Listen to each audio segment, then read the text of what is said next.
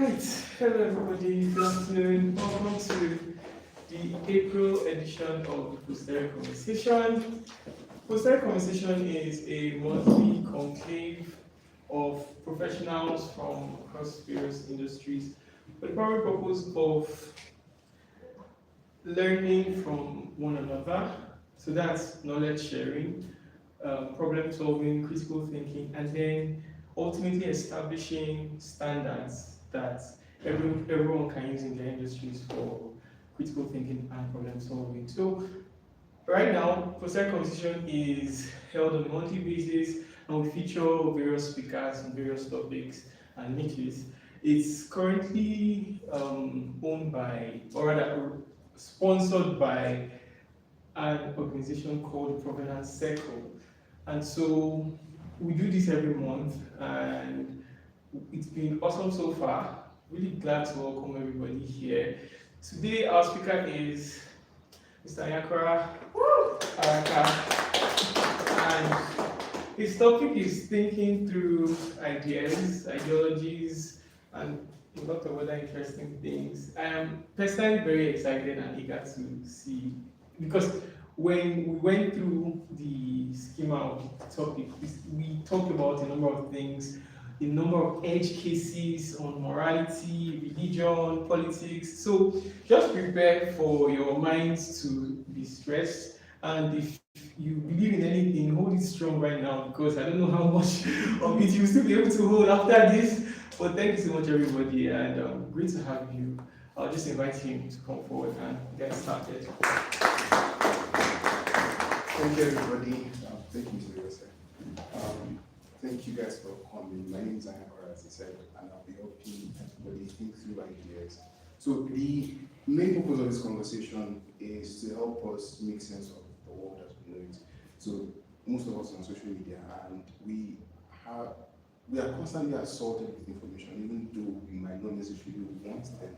So with a given maybe 30 minutes scroll on Instagram, YouTube, you might be met with so much information, and you might have information overload, or might not necessarily know what to actually choose between two opposing sides that you might be given on any given topic. Take, for example, say racism, or feminism, or capitalism, communism, political, social, economic.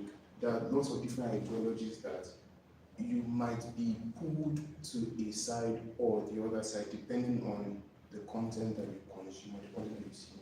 And the problem is that sometimes we get desensitized to this information because it's just so much. So we just let it be. Or we can make the mistake of choosing a side without actually properly understanding or thinking through the arguments that the person or the content is actually making. So the purpose of this conversation is to actually help us and give us the tools to think through what we see and the information that we have. So this conversation will be divided into three mini sessions rather. So the first mini session is to give us a basis to actually deal with this conversation. So the basis will be to clarify concepts. So we'll be dealing with a lot of concepts. For example, I said ideology earlier, and a lot of the time we might make the mistake of assuming that we know what a concept is, which would be problematic because if it's a Martha is saying something and Favor is saying something else about that particular subject matter, and both of them don't actually have a working definition as to what that subject matter is, it may lead to a lot of unnecessary issues and disagreements just because they do not clarify what they actually mean by that. So the first mini session will be just to take us through certain key concepts that we'll be playing with, and then the second mini session will be giving us the tools, the framework to actually help us evaluate the convictions that we hold on to, our ideologies, our worldviews, the narratives that we engage with on a daily basis. And then finally, we would have real world applications that we would consider some ideologies. So before we go further into this, I would like to say something very, very important. The last 500 years has been so it has actually been the first time in human existence that we have had so much information. So think back, before the printing press even came along, it was impossible to really write. So the Bible was, as an example, was written on papyrus or sheepskin, and it was almost impossible to actually have access to this information. But now it's like everybody, as long as you have a phone and you have access to the internet, you have access to unlimited information. And that can be a good thing, but at the same time, it can also be a bad thing. Because, like I said earlier, if you do not know what to actually do with this piece of information, then it can actually be detrimental for ourselves. For example, sometimes it can lead into depression. I mean, news overload, I mean, well, this is happening there and there. It can actually push somebody into, okay, I'm done with actually this, I'm done with actually engaging these things because it's of no use to me. And that is the desensitization I was talking about earlier. So we've got to jump into the first mini session, the clarification of concepts. So like I said, clarifying concepts is to help us have an idea as to what exactly we're talking about. So the first concept I will be talking about is ideology. Now, please forgive me that it's this time, or let's just manage. So when we talk about an ideology, let me ask, what is the first thing that actually goes to our mind? When we hear the word ideology, what actually goes to our mind? Mr. James? Yeah. Can you help us with? What comes to your mind when you hear ideology? Okay. What comes to my mind is I don't want to use tautology to say the idea that you have for but it goes in that light. So an ideology could be your foundational belief on something, and it guides how you see and interpret the world. Yeah. For example, when you hear maybe somebody was beaten for stealing, something like that, you could say it's right or wrong based on your ideology, which is also you can make the argument that it's in line with your moral framework of the world. So like you said, it's a system of beliefs or ideas actually. So it's made up of two words, idea on one hand and logia, basically study of ideas. So it was coined by a French philosopher, but he coined it for a specific reason. So according to him, an ideology is meant to help us think without bias, or as much as possible eliminate bias and prejudice in reaching a conclusion about a set of ideas. So take for example, at the time when he coined it, it was the French Revolution, and he and a lot of philosophers back then did not like the church, particularly the Catholic Church, because of the political influence it wielded. So they wanted to be able to think about politics in France, about governance, and all what is required for them to actually be able to have a sustainable society without the influence of the church, without religion. So the prejudice there for him and for his people was religion that they needed to take out of it. So for each and every one of us might be different things. We have different biases and we have different prejudices. So an ideology fundamentally is a system of ideas and beliefs that we hold, like you said, that would help us interpret, but not necessarily interpret, but interact with the world. So through which we interact with the world. So take for example, we might believe that there is inequality in the world. Inequality may be economically. The rich 1% control the majority of the resources, and then the masses are just left to fend for themselves. Now, an ideology doesn't just end on that belief. An ideology would go further to suggest a solution. So it conceptualizes a theory that the reason why the 1% hold the majority of the wealth might be because maybe they have access to information, or they restrict information that the general public do not have, or that there is greed or evil. And so the solution that it will want to bring in might be to eliminate that greed or that evil. Then it takes it to the next step. So it wants to manifest this solution, to bring this solution to this problem. So number one is that I've already conceptualized a theory, a working theory, a working framework that has articulated the problem. Take for another example, racism, slavery.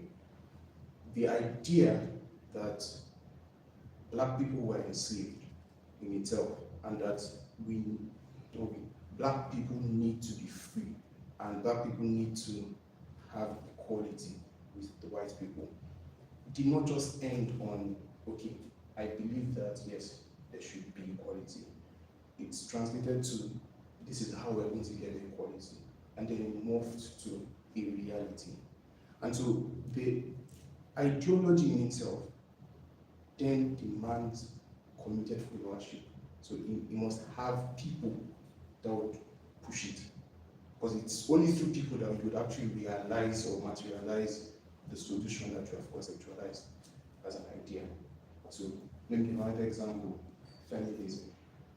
So you might be of the opinion that women are being discriminated against in society, and then you go further to articulate solutions in every sphere of society that we can actually implement to see to it that there is equality, gender-wise.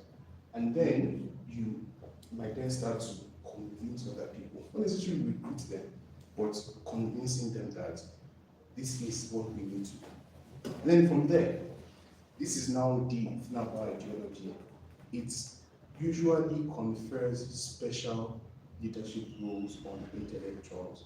So what that basically means is that subtly, not necessarily outrightly, but there is a subtle conferment of leadership. I want to use church as an example. We see pastors as the leaders because of a specific intellectual or spiritual, what we might consider to be spiritual, but also intellectual role that they, expertise that they have at that. So in an ideology, religious, political, social, gender, there is always this subtle conferment. Basically, the masses who might not necessarily be so averse rather with the conceptualization of the theory itself, would then hand over leadership to the people that they consider to know more, or people that they consider to be more versed with that particular idea. And so those people now end up being the elite in that ideology. And then they end up being ones to frame what the ideology actually would then look like, and then push it on. So what that basically means is that those people, wherever they are, will be able to determine and dictate what exactly the ideology would be. So take for example, transgender LGBTQ ideology. Usually the leaders are those that are in the universities, the professors, and they are not necessarily outrightly the leaders, but there is a subtle, for example, if you engage somebody who holds onto the ideology, they might try to refer you to, okay, there's this professor that did this research on this particular thing, and this is what they came up with. So they are trying to push you on to who they consider to be more well-versed, and because of that, they are handing over, in quotes now, leadership to that professor. And so whether or not that professor knows it, or whether or not they like it, they actually dictate what will happen within the confines of that ideology. So whatever that professor says, more often than not, would actually be the dogma of that ideology. So an ideology is not necessarily bad or evil. I mean, Christianity is an ideology in and of itself. It's a set of values, a set of beliefs, a set of ideas. Islam is an ideology. LGBTQ, an ideology. Feminism, an ideology. Now, the thing is that we can always use something, whether positive or negatively. So everything that we'll be discussing here, no matter the examples that I give, has both positive and negative applications. So the next concept that we'll be discussing is worldview. So this concept is very similar to an ideology, but there's a difference here. So the ideology is a system of ideas. The worldview is basically the lens through which you see the world.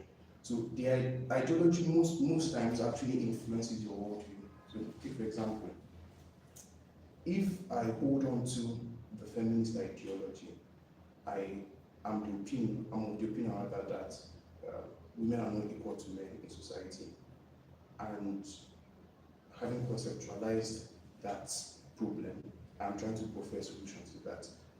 I might make the subtle unconscious decision to interpret everything that happens to me and to the people around me through the lens of that particular ideology. So what that basically means is that if anything happens to, say, a female around me, I might try to say that it's because of the inequality. So I'm interpreting everything that happens based on that ideology. So that is now the worldview there, the lens through which everybody sees the world. Now, sometimes it might not necessarily be influenced by an ideology, sometimes it might be because of experience. So we had childhood trauma, and you had experienced something, or maybe even something somebody told you, maybe you didn't experience it yourself. Somebody just gave you information that, okay, this is not possible. And then you now live your life thinking that that particular thing is not possible. That is the worldview. So you're looking at it as, okay, this is what I have seen, I've experienced, or this is what my belief system is informing. So that therefore I am interpreting everything that happens around me, my experiences, what people say through that particular lens. And worldview in itself is powerful because it has to do with your subconscious. And it determines a lot about a person because it determines more than just what you see and what you do. Practically, it determines what you will achieve in life. Because what you subconsciously see the world as is ultimately what you're going to be able to be yourself and do. So that in itself is powerful.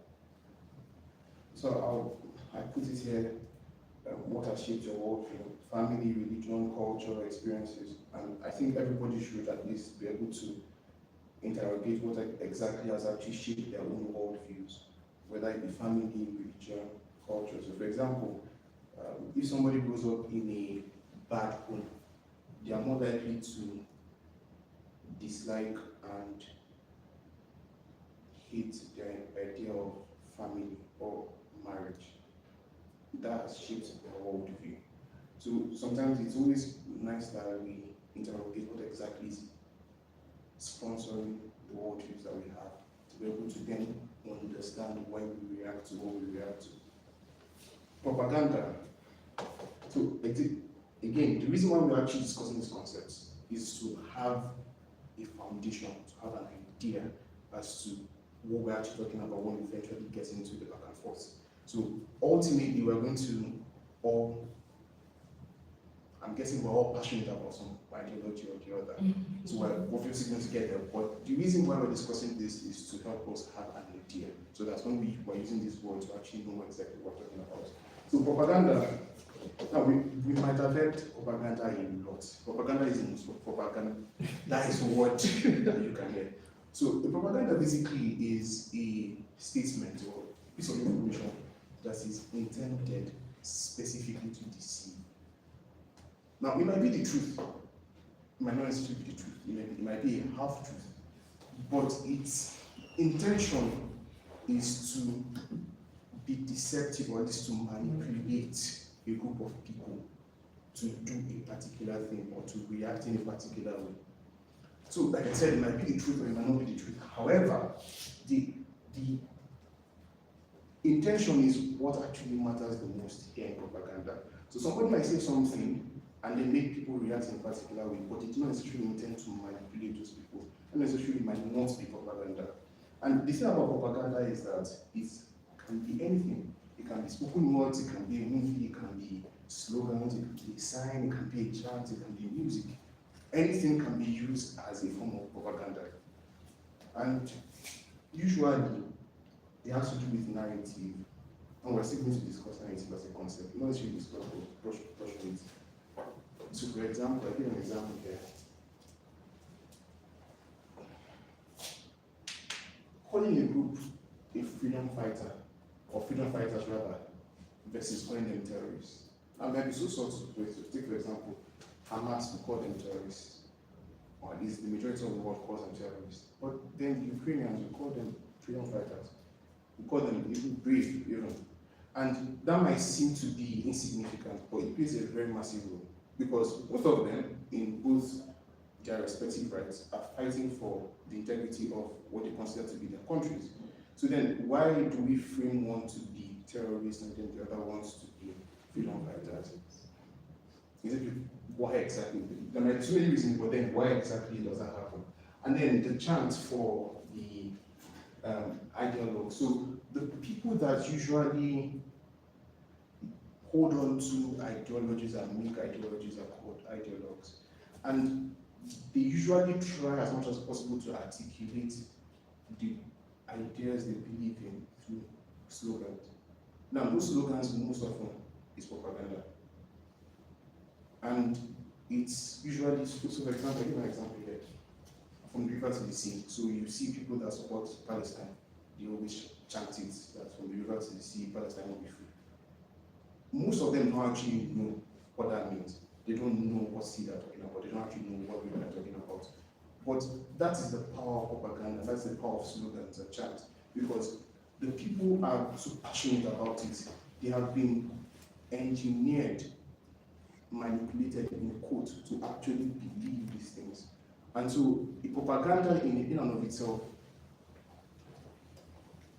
like I said, it's not necessarily evil. Even though you're manipulating people, but good can always come out of it. Because you can manipulate people to their own good, ultimately. So other concepts, this time, sorry. So fact and narrative. So there's actually a difference between a fact and a narrative. So a fact is a set of truths that regardless of wherever, it is still the fact. Regardless of whoever reality, whoever says, it is not subjective. So take for example, it's a fact that gravity as a principle holds everybody down to Earth. That is a fact.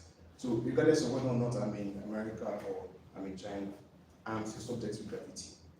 However, narrative is the story that we tell to be able to conceptualize a fact.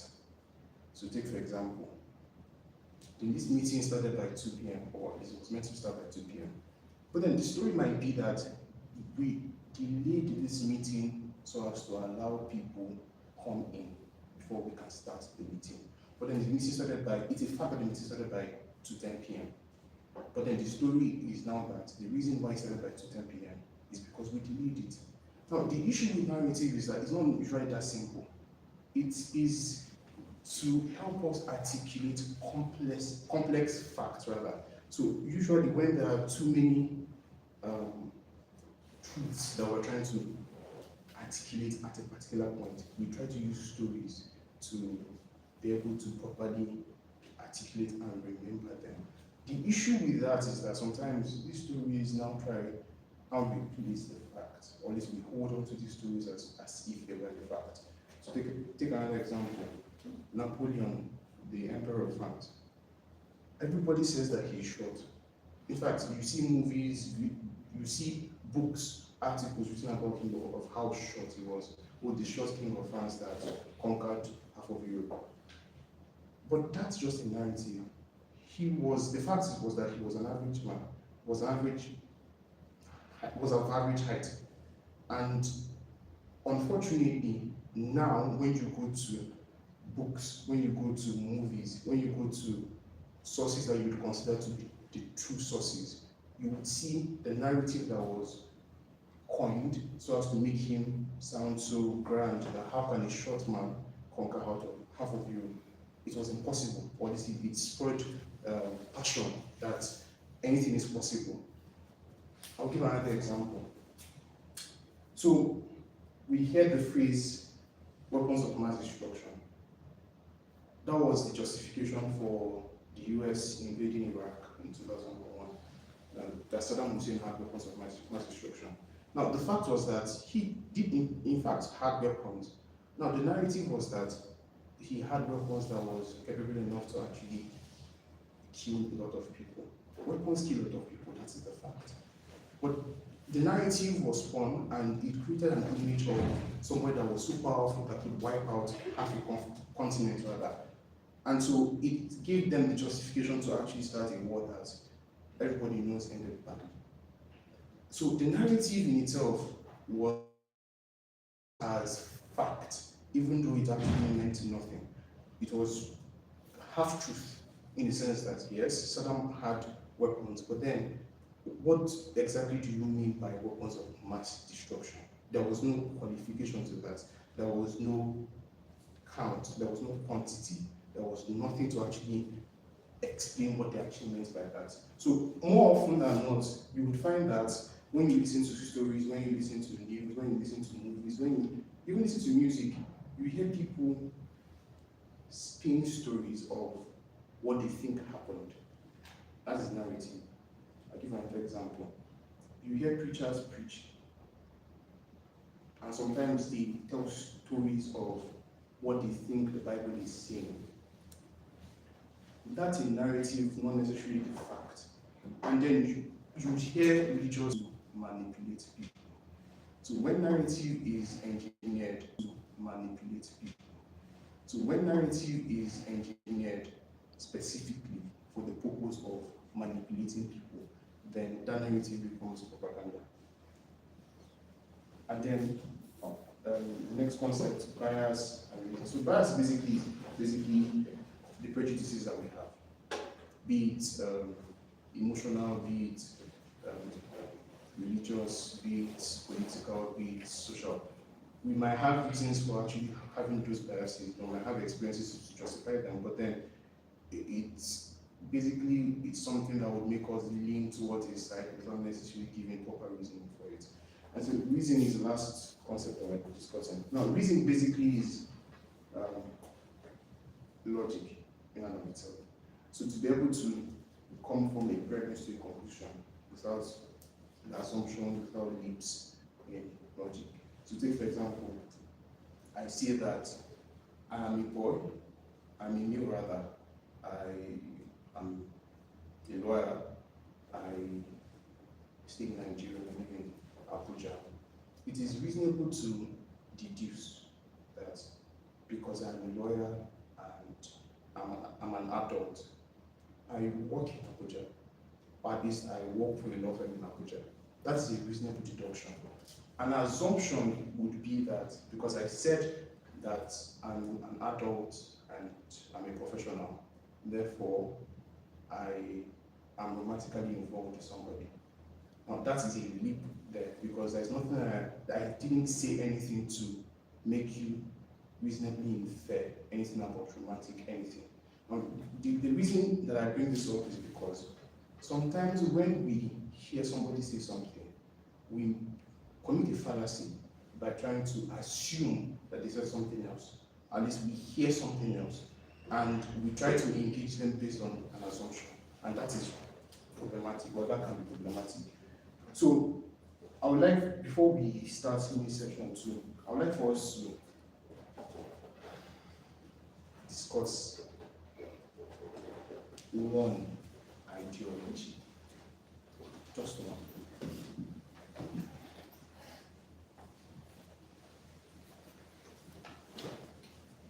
Who wants to volunteer an ideology that they hold on to? Okay. That we can. I'm very ready for this conversation. I want us to talk about, or let me talk about the idea of democracy being the best way to lead a nation. Okay, so before you continue, so all of us are going to contribute to this. So you're going to choose a side, and you're going to give reasons why you actually disagree or agree with what he's about to say. So, right.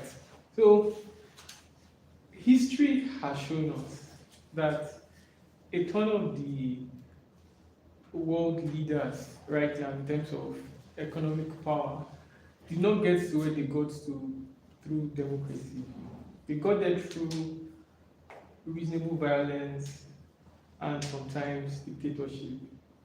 However, because they realized that the only way to get there is through these things. When they see other nations trying to adopt the same model, they go and disrupt things, put something here, put something there. So I am of the firm belief that nations that want to emerge as world leaders over the next couple of decades have to start making changes to their definition of democracy so that they can achieve what they want to achieve while still looking good to the outside world. Because especially if you're currently termed a developing nation, it's not going to be easy for you to just make the switch to some other form of, I don't want to mention, but some other form of government that will enable you to achieve the type of liberty and economic progress that you may want to achieve.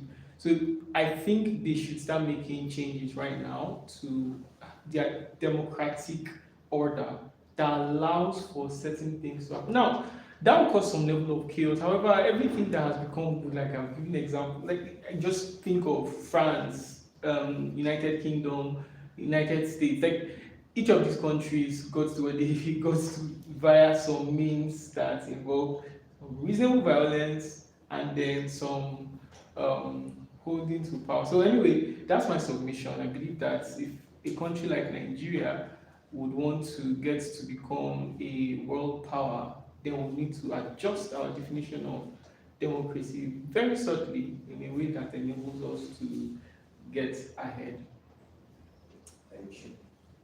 So do we agree or disagree? Please call people's names so it's not just something. Josie? Oh, you're asking me whether I agree? Yeah, and your reasons for agree or disagree. Okay, funny enough, I don't have like a conclusion as to what method of governing system Nigeria should be run by. I know like a lot of people say, what's the other system that the United Kingdom and France? Is it democracy? Yes, they are Okay. democratic. Yeah. Yes. It's going to places like the communist nations that you now start finding different, like China and. So far so good. Democracy has not worked for us unless if they corrupted what democracy should be, right? But I really don't have a stand. I've not done exhaustive research as to regarding what works. Okay, so let me give you a little bit of clarification. So the democracy basically is a system of government for the people, according to Abraham. Yeah. I don't agree with that definition, but I mean that's a working definition. A system of government for the people, of the people, and by the people. So don't you think that that is the best system for a country like Nigeria with its diversity? No, I don't think so. So, okay, why? Because that's not what's working for us, right? It's supposed to be, but we're not experiencing democracy. Okay, So I don't think that. Would you rather? I think I think a dictator, right, should run this country, but someone who is sensible enough to do it. But I don't think democracy. I will come to you.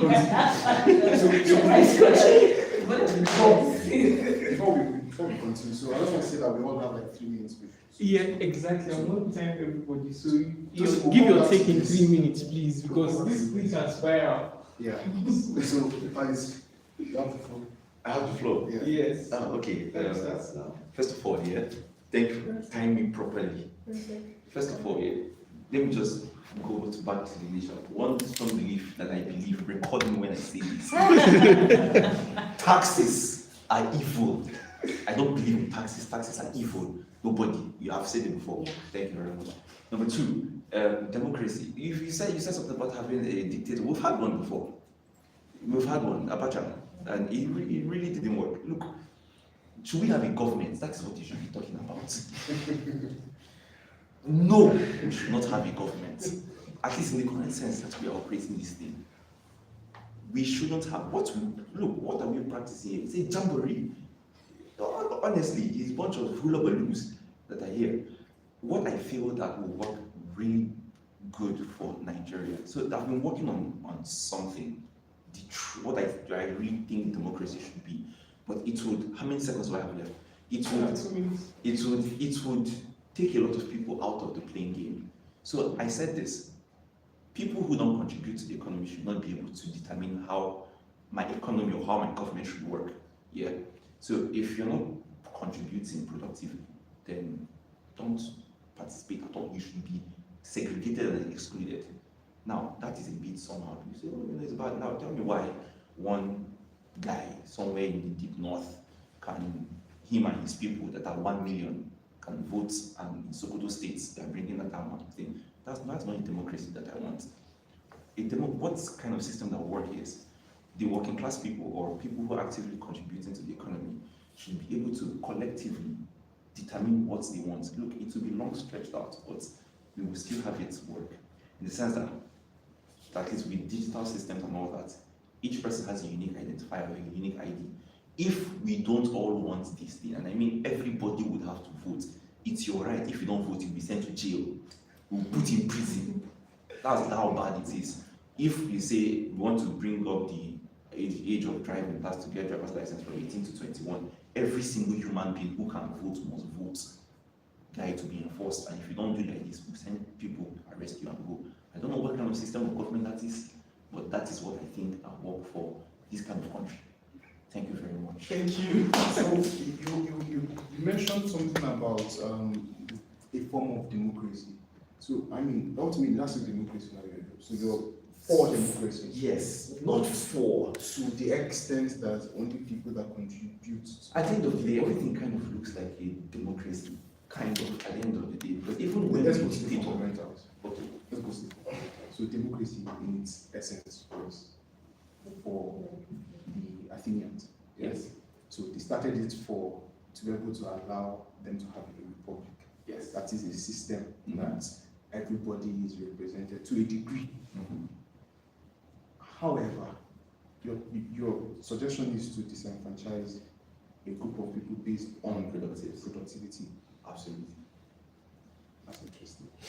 And like I said, make sure you post me like that and say this. I want to cause trouble. We'll come back to that. We'll come back to that. Mr. James. Okay, so I strongly disagree Whose position now? with his initial position on Okay. democracy.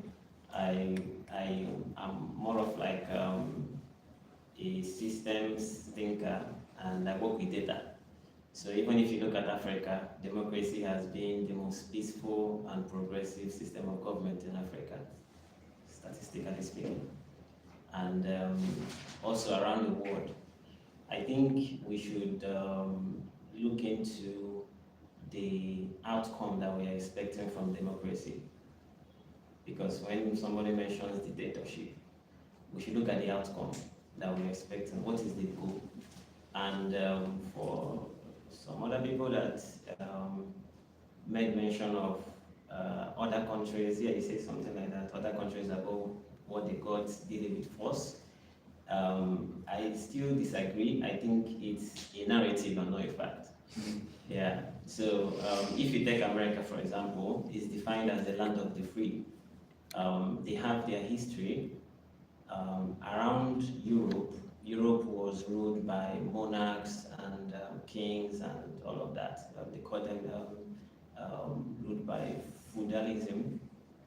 So you have just a class of people who rule the commoners and forgotten the terms and all of that. But people started to, when America was discovered, people started to troop into America. It was a land, there was no government and all of that. So they decided to create the land where people can choose what they want to do, how they want to lead their life. That led to their constitution and all of that. So they have an identity, the land of the free. And they take that identity to preach it all over the world.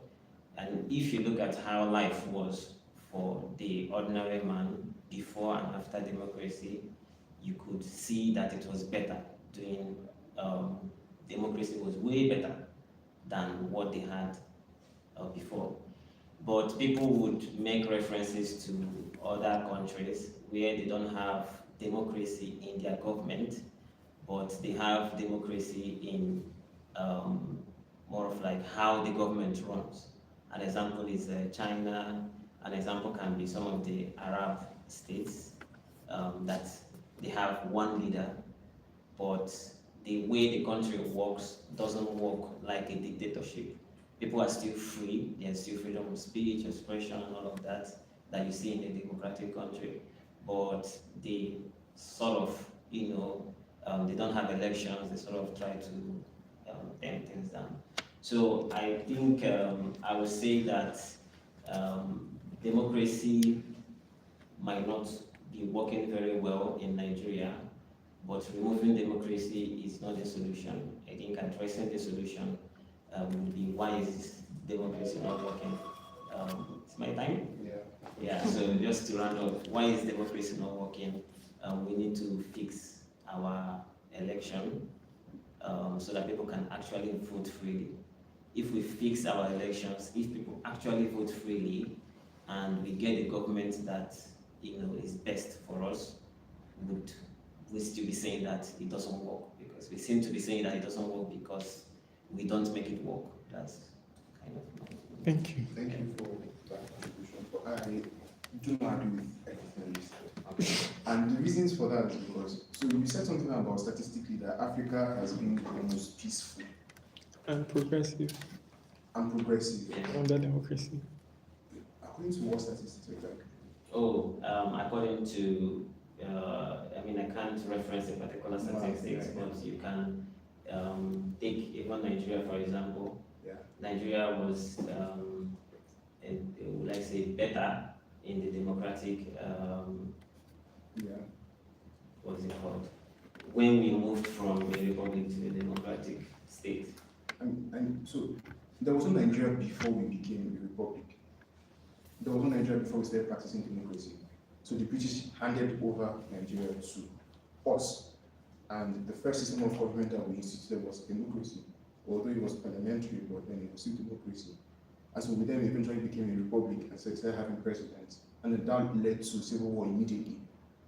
So are we going to say that Nigeria experienced the most peace during democracy because it has shown to be the basis of conflict, at the very least war? I mean, you can compare the country's situation when we had military rules and dictators. Well, the reason why we had those military was wars because of democracy. to begin with. Was it really because of democracy? Yes. Was it because we did not make the democracy work? Abu UNC said that democracy allowed for corruption, and that was the reason why he and his people were leading the coup. So he believed that democracy allowed particularly the people from the north to have so much excess. That was why the coup happened and ushered us into a period of God knows the amount of killings that happened. So are we going to say that that was a function of democracy, isn't it? No, that wasn't a function of democracy. I would argue against that because I would say that is more of like the system, tribalism and all of that happened in Nigeria. So you had three political parties that were basically Igbo, Yoruba, and Hausa. So that is not, when you compare it to that of, for example, let me just put it this way, the democracy that we practice in Nigeria is not ideological, like you see in other countries. It's not the ABC in US, for example. So you have the Republicans and the Democrats. They have their ideology. They have the way they believe things should be run in different parts of the government. But here in Nigeria, I don't know what APC stands for, what PDP stands for, I don't know. Yes. So we vote more on the tribal part than we vote on the ideology. Yeah. So even when you look at the fact that we started with creating tribal political parties, that's what I say, okay, it's not democracy that caused it, because any system of government that you would have put in at that time would still lead to war. Dictatorship won't have led to war. And Who that's would not be the the thing. dictator? Okay, so I don't care who the dictator would have been, but dictatorship won't have led to war. So you said that let me just pick one point you mentioned. So you talked about how that in Nigeria we're not practicing proper democracy because we're voting based on racial tribal lines. In the US, they also have racial divides and tribal divides. However, it did not lead to a war. So you can't say that it's because of the way we did our democracy that the war came. It's because of the democracy. Because they did the same type of democracy, but they put some measures inside of it to not allow for a war. So I don't really think it's the way we are doing our own, because if democracy is a type of government that is for the people, is however the people decide and are that democracy should be. And that is what democracy truly is. So if you now say the way the people are is not really ideal, that's why their democracy is not working, then it's not democracy anymore. If it's democracy, it's how they are that their government should be reflected. So yeah, it doesn't really look well if we're now saying democracy in our own country is not being done well. I feel like it's the perfect example of democracy because we're all running amok. It's how we are that is showing in our government. That is democracy. It gives room for anyone to step up and say, this is what I believe. One person steps up, one person steps up. Like, that's what's happening. And I think that's a true reflection of democracy. What do you think? Okay, so we are making, let's say, false comparisons here, because if you ignore the historical part of how democracy came into Nigeria, and you look at how democracy was, sort of like refined in America. So we would be making that false comparison. Let me stop you there. Yeah. So what do you mean by refined in America? It refined in the sense that it came out of the people, but in Nigeria it was given to the people. So that's like The people accepted it. You're trying to make it look like the people in Nigeria just did not have minds of their own. They could have decided that, okay, now we have our country, we don't want democracy. It's our country. They accepted it through free will. You are saying, you're trying to make the Nigerians look peculiar, whereas they aren't. They're just a different people from the Americans. And the difference in the Americans has reflected in their government. The difference in the Nigerians is reflecting in their government. Like, we are all humans differently. So it's our differences that you're seeing in the governments. It's not a unique, beautiful kind of democracy that the Americans are running. It's democracy. So Are you saying that Nigeria chose democracy on its own? Yes, Without we could have any decided not to influence? take it. I don't agree with that. However, I would say this for your point. First of all, if you were there in 1776 when America gained independence, Yeah. British, you would have said that this wouldn't work. Not necessarily because they did not have an ideology, but because the practical realities of what they were actually living through at that particular point was not feasible for them to actually have a democratic system of government. And democracy has this thing, as you also said, that it brings out, or it's manifested in the way the people are. So would you have said that because America back then, when it gained independence, wasn't necessarily working, and therefore democracy wasn't the problem with America? Why did they get independence? They fought. So, one last thing. So there's something I want you to understand about the US democracy and the African democracy. Those are two different kinds of Yes, democracy. they are completely. They are two completely different democracies. So the government of the people for the people by the people is the United States own. Yeah. What they had the Athens and Greece and all those things was completely different. The reason why the US had to go with that line, after George Washington, yes, after he was done with his 5-year term that he served, not 4, it was 5 years, he was there for 5 years. They wanted him to go again, and he said, no, I don't want to become the king that we just fought. Therefore, I am stepping down for, is it Andrew Jackson or Adam Tyler or something, to become, Andrew Jackson was fought, to become the president. So their own was the initial democracy, because the United States democracy, in my opinion, has evolved a couple of times. What you have is the United States empire. That's what you have there. The president is literally the king, and they have to vote every 4 years. But once he says anything he says is law. All those things you see, those are just hula baloo. Anytime maybe the jesters make noise too much, throw them a bone. But the United States democracy is not what they had initially. You get it? So in Nigeria, and I think I would like to go with what Dr. Ross just said, we would have rejected it at any point in time. If we We say became a republic. exactly, yeah. So we could have chosen to. We can choose it to just, but just like, okay, let us see where it goes. But the United States ideology, ab initio, was we want to reject the powers of the king, and nobody is the king. You cannot just come and decree things to happen.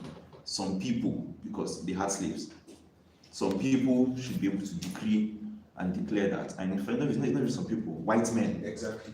Not even women. not even women. Women couldn't vote until who signed that thing? This president with two W's, Woodrow Wilson. Yeah, so only him, when he now signed that suffrage act or whatever they call it, then women could vote. But up until then, women could not vote. So it's only white men.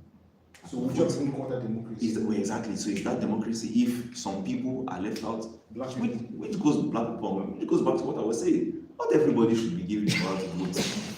That's it. Yeah, it was based off what Ira said, and he also just mentioned that if the Nigerians didn't want democracy, then they would have voted against it. And in conversations that we've had, you know that there are people who have a sort of influence, the elite, who have influence and power over certain decisions, right? Yeah. And I would like to believe that it didn't just start now, it started way back as well. So I do think that those set of people also had influence in accepting democracy, that because they've accepted it, even if we weren't there to know if everybody was on board with this idea, I'm pretty sure that there will be people who were against it. But because of the influence that those people have, they said, okay, let's try this out, and then it just became a thing that democracy. Because I was trying to understand how did democracy even start in the first place. That's a very wonderful observation, because that underscores the problem with representative democracy, and that actually supports what people are saying. That so the thing with democracy is that people get to vote in people that would represent them in government. Ultimately, those representatives will make decisions on behalf of the electorate. Now, the issue with that is, like you pointed out, sometimes the elites can choose, or as long, so long as they're in the majority, they can choose whatever, and it will affect everybody. So, like he was saying, we need to limit the majority to people that are actually productive, according to, is that right? Yes. Yes. So, yeah. But when we that's talk the about problem. branding and positioning, some people can actually, during elections, everybody wants to seem like the best person for the job, and they have different proposals on how they want Nigeria to be. The truth of the matter is that in every society, there would always be the sheep, and there would always be the people who wield influence. Democracy is just like a fiction that we try to sell people the idea that they actually have control. Yeah. They don't have control. Nobody really has control. Yeah. If they control by force, that's the reality. So, unfortunately, the problem with democracy is that, no, I don't support what Dr. Yusuf said, actually. I personally think that democracy is the best system of government that we can have as human beings. However, the problem with human beings is that we are imperfect, and democracy has this tendency to actually amplify the imperfections of whoever becomes the leader, or the imperfections of the majority. And that's, for me, that's the problem with democracy. But I would like to hear everybody. Yeah. Sure, I have a 1, 2, question. 3. What can you say concerning the government? Oh, we're going First. to, sorry? Burkina Faso, what's happening? The military coup, Traore and the rest, what can you say about that? I mean, they did that because democracy wasn't working for them. Yeah, but Burkina Faso is way better than it used to No, be. you think that it is way better, doesn't mean that it is way Yeah, better. it's narrative. Propaganda. It's being And that's fashioned what- to be. Okay, so how about Singapore, Lee Kuan Yew, Yeah, what he did there? it was wonderful, yeah. That's the reason why I support the whole dictatorship thing. It's someone that has. Yeah, but Yes, excellent. Sorry? Yeah, we need to make that distinction. Like Burkina Faso and Singapore didn't work because of dictatorship. It worked because of good leaders. Yeah. So you could That's make what the same. I'm saying. Yeah, so you could make the same argument Not- with democratic states that are better than the other ones. You could say, okay, this is the reason like a point why it works. Yeah, Okay. I agree Yeah, with because you. of the person. I agree with you to the extent that with dictatorship, if you actually find a very hard dictator, the likelihood of the people not being complacent is higher. So they would naturally want to revolt because the hardship is too much for them to bear. But with democracy, there is this illusion that you are in control of the next president and you can always vote them out, but you really cannot because the system is, as you can see in Nigeria, is rigged. Yeah, the system is rigged in Nigeria, but that doesn't mean that democracy itself is faulty. So, and I don't think that democracy gives control to the people. Instead, it gives influence to the people. It gives you that the notion that you can influence the next person that comes in line, that accounts to your own personal interest. Okay, so let me ask you this question. How can you now influence the next person that becomes president in Nigeria? And so, because of the way that we have it, the way that democracy presents that is for you to vote. So it's a majority count, for example. So we could say who should be the narrator of the next class.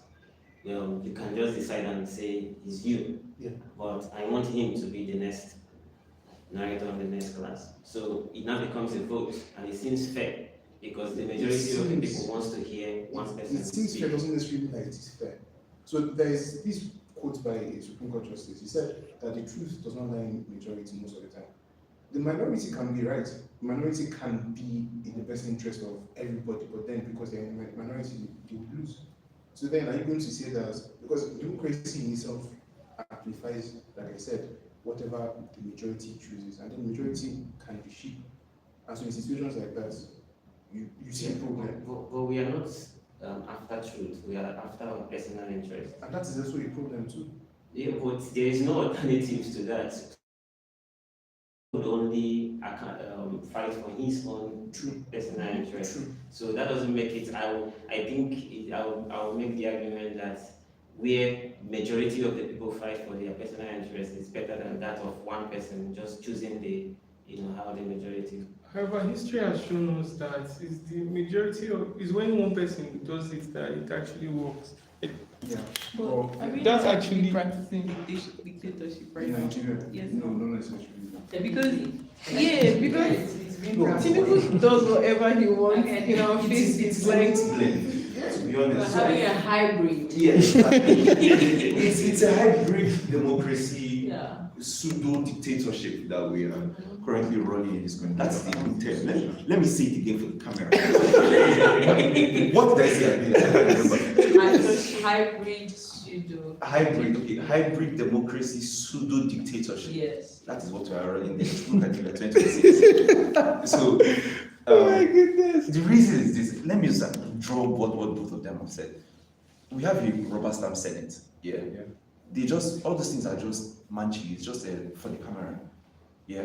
We That's had. another problem with democracy too. Yes. So we had our national anthem changed. Yeah. I cannot see Nigeria with you. I don't even know it. Wow. Under 24 hours, that's the fastest Yeah. bill ever in this country. Nobody had that say. So if our representative people are supposed to, did they come to ask me? Did they come to ask you? Did they ask anybody? So that is why it is a hybrid. Now a pseudo dictatorship is that somebody has just gone to go and borrow $500 $1 million. What is that? They just agreed. But it's democracy that allows them, because then as long as they Pseudo dictatorship. that's not It dictatorship, just- that's basically so dictatorship will be unilaterally without consulting the Senate. See, all those things is just for manching. He just Oh, it's democracy, find a regardless. proper word to use. He just wanted to just let it just be. Yes, I understand, but it's democracy. So it's not necessarily dictatorship, it's just that it's the excesses of democracy. Ah. It's an inbuilt feature of What are democracy. you? What is going on? So, So the thing is, I support democracy. yeah. Now my reasoning is this: the same complaint and complaining about democracy giving levity of choices. The Yeah. president waking up to borrow, asking the Senate. I think it's also dictatorship because the problem in dictatorship is you can start off with good intentions, but along the line you become maybe personal interest and stuff like that. And the problem in dictatorship in Nigeria is, we have several local governments, several languages and stuff. If you put a Yoruba man as a dictator, regardless of his agenda, his ideology, whether good or bad, the West to revolt or did not to revolt. Not because of his not working, but because of the kind of people we are. Okay, so I think I need to clarify what dictatorship is here. You're not putting, so dictator is seizing power. Yes, that's what I'm saying. So it's the same thing that happened when this guy, the guy you talked about, Scoop in Nigeria. No, it's not necessarily. So Yes, a military head of state is not necessarily. No, I know. So Abu Nuransi seized power because he thought the North were overpowered. Because he felt the North were wielding more power. That's what you say now. You say he said he had to seize power because Ojukwu. no, not He you said Abu mentioned you mentioned Abu Nuransi. You said it. You mentioned it, I think. Oh, I made a mistake. I meant Okay. So regardless of who you said, I mean I was not born there. Ojukwu had to seize power because he felt the North were wielding a lot of power.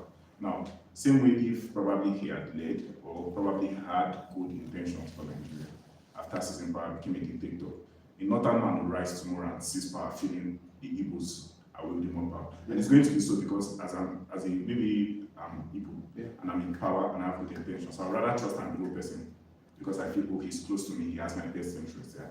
Not necessarily because I'm tribalistic or something, but because I'll be more exposed to an Igbo person. that's the definition of tribalism. Exactly. So- That's legit what tribalism It's is. not technically tribal. It is. That's because I know this guy's behavior is my guy. Okay. I can vibe Say with I have him. an opportunity now. Merit.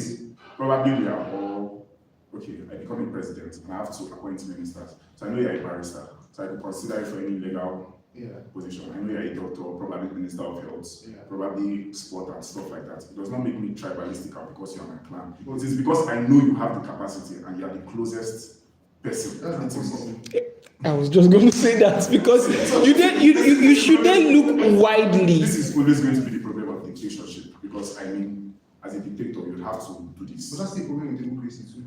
I feel Because the president- I agree with him when he was saying it is the kind of democracy we practice. If we follow the ideology of democracy, In every it will not be democracy, so. in every democracy, It is the kind of democracy we practice. in every democracy, there's We're always just a doing point it of larger scale. There is, but then Yeah, I think it is our persons. It is not the ideology. No, That's the problem. Trump appointed Pambondi to be head of DOJ, not necessarily because of anything, but because. So they are appointable positions and they are electable positions. Yes. Such as rep are electable, senators are electable. So they are supposed to, how you say they change the national anthem, they're supposed to come to us and like, oh, we're about to change the national anthem. What do you think? Take probably the people's vote and stuff like that. And go back. no, So how is it You've rep? already voted your reps. So No, I know they your should. reps. I've read, they are supposed to in a proper democratic system. no. But what about the time that Tinubu elected someone to be governor, like brought someone down and put someone No, else? That's River State. That's a set of emergency. Yeah. It did not actually elect. It was Yeah. a caretaker government. So it's a caretaker. It wasn't necessarily a government. It's just a caretaker. That was not. So now, I agree with you that dictators might have excesses, but the reason why I would favor a dictator is that I know that people will suffer under him or her, and when they suffer, they would have sense. Because it's only suffering that can actually bring out sense in people. We're suffering already. No, but there is a solution. Yeah, we still feel like we have power, like to change the leader next year. When 2027 comes around, Yeah. you can vote. But when you realize that you don't have control over this thing, you are more likely to rise up and actually take control by force. Do you really think democracy does not afford control to It affords an illusion of control. So let's take Lagos State last election. I don't want to use the election. So at a point, the governor had to start campaigning more than he had ever done before because he saw he had a strong government and he saw that all the people were going to favor his opponent. Now, you will not say it's an illusion because technically the people were going to vote. So I heard he started threatening civil servants of Lagos State that, oh, you must vote for the sitting governor then. That's this man. Yeah. So at the point, he already saw that it's not only an illusion, it's a thing that the people work together and actually do this. Now, Lagos State is not the conventional northern state that you can just wake up and big election. Yes. So I feel it does not really give illusion. I think to an extent it was the power. to an extent. Yeah, I think Because whatever he's doing currently, like trying to help the people, whatever, is just for We for all need favors to support. come. Yes, we Exactly, all so need- it's still an illusion. I mean, it lets you know that, oh, this man coming to come and sit in my parents' salon and bab somebody at this point. It's because he wants my vote. Oh, exactly. So it's still an illusion. So it gives you enough for you. It just gives enough for you to be able to say, oh, this You're the last person is in person, you question. didn't speak. And then you vote for me. And after that, what next? Nothing. Imagine him saying forces beyond our control doing answers. So And it then is- all of a so sudden it it's is- coming it to is- bow. It is left for us now seeing all these So things what he's do you trying think to about do. Abia State? Because it was an election. Yes. A perfectly And democratic the next process election that will make brought us him know in. it is an election because I don't think any reasonable person would want to outvote that man. Regardless of that we have a lot of political affiliation. unreasonable people. I don't think there is So that. we can have, I want to assume we are all agree to an That's an extent. assumption. yeah. But Because- reality has shown us that because- Nigerians are For reasonable. the next election, I am very confident that, I don't think any opponent of Alex Otti would have even That's 30%. because you believe that it's only the opponent and the states that will determine the next government. Exactly. So you think that, oh, whatever they decide in the states, that's what's going to I stand. think that Baba up there is not going to try to be one or two. We all know, see, me, I know you, So not legally, I don't know how. Legal, no, it's legal now. I think Allegedly. we should make a No, it's only decision. illegal, not allegedly. I mean, I'm from Imo State. Sorry to cut you off. Yeah. I'm from Imo State. We have a governor who came forth, and he's the governor of our state. Yeah. Who fought on my head? I don't want to call his name, but because we have a governor. I can be talking in 2001, so I told them to my governor and this. We have a governor who came forth in the election, and legally. Yeah. Okay, can we make a distinction between democracy and democracy in Nigeria? So we can have a conversation about the issues with democracy in Nigeria and how we can practice So democracy the well. issue with that distinction is that you're trying to distinguish the features that allow democracy in Nigeria to be the way it is from actual democracy. Now the reason is that democracy allowed Nigerians to have those excesses to begin with that we're complaining about. If democracy did not have these features that allowed Nigerians to have excesses, then we will not be talking about them. So we have problems with democracy in Nigeria because democracy in itself is inherently flawed as a system. So it's because of the flaw in the systems that we're having these issues. So now, if you're going to try to make that distinct, I mean, do you understand what I'm saying? I understand what you're saying, but I still think that the flaw that you're talking about in democracy has to do with the fact that, for example, if we use the judiciary in Nigeria, we know that it doesn't really work. I'm a lawyer, it works. Look at him. So This country is time and chance. if we are to use that, for example, we have a lot of political leaders who are alleged to be in corruption and all of that, and nothing happens. So is that a fault of democracy? Yes, How is it a fault of democracy? because democracy as a feature allows for the government to have an arm for enforcing the laws, which are, the police, the security outfits. So the faults of democracy there is that it allows those security outfits or the enforcement agencies the discretion whether or not to pursue certain cases. In that instance, you claim that somebody stole $100 million. It is now the discretion of EFCC to enforce the law. The judiciary interprets, or at least tries to interpret the law when cases are brought before it. But now the issue is that when the EFCC decides to not enforce, or at least attempt to enforce, but do it haphazardly, when it gets to court, the court can't do anything. Because if you bring a horrible, there is a principle that everybody is innocent until proven guilty. So if you're bringing a case and you're not proving it beyond reasonable doubt, the court cannot do anything, you cannot convict the person. So it is a flaw in democracy that gives that discretion that people are exploiting. It is that discretion that is the problem itself. So if we are to have a system that automatically punishes that kind of behavior, then people will not do it. But because it allows the enforcement agencies, which are meant to punish those behaviors, to have that discretion whether or not to punish, then that is the flaw of democracy in and of itself. I can't argue that because I don't have much of the details, but I think that there are contingencies to those flaws. Take for example, the president appoints the chairman of the FCC. If the president tells the chairman of the FCC to not pursue a case, the chairman is an appointee. He is beholden to the president. If he decides to pursue that case, he will be fired. Nobody can do anything about it. And then he will replace him with somebody that will not pursue that case. Is it right constitutionally? That is perfectly fine constitutionally. The president elects To appoint. to appoint, sorry. Yes, it is within his powers to appoint. Because you have elected him as president, therefore he then has the power to appoint.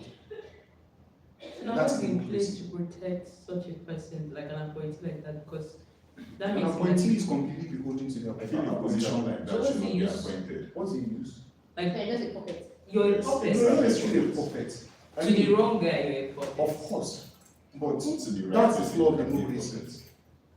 That's the flaw of democracy. So it just boils down to who is the good guy and who is the bad guy, Boils down regardless to of the system. system. But you won't use it to eradicate your future enemy and go chase this Of person course. and stuff like that. That's actually how it's been done. And that's how it will continue to be done. Just based on interest. So that's democracy itself. That's the flaw of democracy. So distinguishing Nigerians' version of democracy is democracy. Because it happens I say everywhere. that because if I think about it, using America as a case study now, Epstein files extreme files have been released. released, Yes, a lot of the files have been released. and- redacted. Part of. Yes, but they are being released. In Nigeria, they will just, Same as they Serbia will- inside. You know, at first they denied that it existed. Yes. yeah, but their democracy also made them to release some parts of it. You know, So, their democracy I think made they are selectively releasing it. a soldier recently to win up to $400,000 on poly market or something. yeah. Yeah, because he knew that they were going to capture Nicolas Maduro. Yeah. It's their democracy that enabled that guy and to exploit. Insider And information. before every announcement that Trump has made, members of the House have benefited off of stock market even more than Yeah. this veteran investor Warren Buffett. Like they're making way more money than this guy has made in a year. Because they have insider information. Yeah, because of That's democracy. nepotism. Don't you think That's that democracy. we are doing what That's you democracy. explained, where you say ideologies help to shape narratives, and you gave an example of a feminist who would always see maybe anything that happens to a woman as inequality. Don't you think that what we are doing is the same thing, where anything that happens we say is democracy? Not necessarily, because I mean, their idea of democracy is to have equality as much as possible, but not just equality, but also to have a form of basically the masses to have control. So, in a situation that the masses have exercised their power in voting people in, and then those people can now exploit the system as it is. It's the fault of the system, not necessarily a narrative that we are saying is the fault of the system, if I'm making sense. So basically, if the system is faulty in itself, then it is not, despite our trying to point fingers at the system is still faulty. Regardless of whether or not we see it is democracy, it is still democracy that allows this thing to be possible. Human beings will always find a loophole, that's the truth. But then if the system allows them to find those loopholes, then it is the system that is faulty. Not necessarily that human beings are like, human beings will forever do something illegal, they forever do something wrong. But then if the system does not punish that, or even encourages that, then the system is faulty. But I still agree with you that democracy is the best system of government.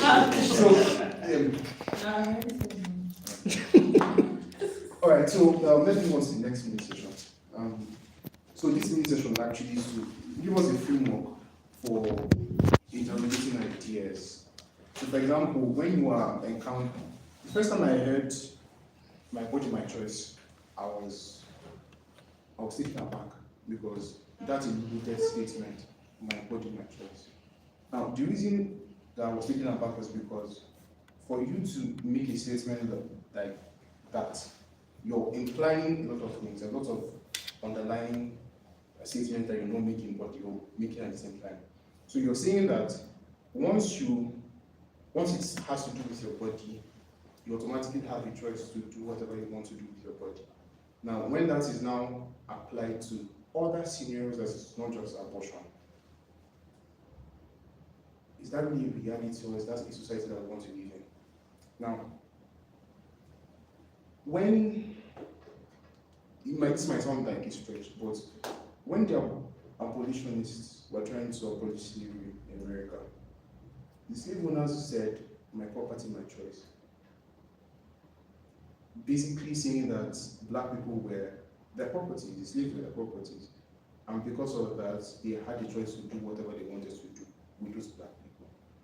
And it seems to me that that same chain of argument, or that same line of reasoning, is the same thing that a lot of people who support abortion is using. Because we find that in society, in many reasonable society, nobody really has complete agency of their body. I mean, we saw that with COVID-19. You could not get into certain areas, places, you couldn't even fly without getting a vaccine, or at least showing that you have gotten a vaccine. If you commit murder, you're going to be incarcerated, or at least you're meant to be incarcerated. So nobody really has complete agency of their body. But with regards to abortion, it seems that the assumption is that so long as it is your body, it is your choice. And I really had to struggle to think through the entire thing, because at first I agreed. Yes, it seems reasonable, my body, my choice. But then, interrogating that statement, the ideology behind that statement, I came to a completely different conclusion. So, the purpose of this particular mini session is to help us with a framework to be able to reach our own conclusions when we encounter some opinions, ideas, statements, narratives, and all of that. So the first principle, there are actually about 8 principles. Yeah. So the first principle is to distinguish between fact and narrative. So earlier we talked about facts and narrative. So facts are basically universal truths, regardless of whoever, whatever, wherever. The truth is still the same. It is objective, it is not subjective, it is constant, not a variable. Sometimes it can be variables, but then most times it's a constant. And the narrative basically most times is a story. Now the problem with narrative is that the narrative can tell the whole fact or the whole truth. It can be half-truths, and it can also be a lie. So take for example,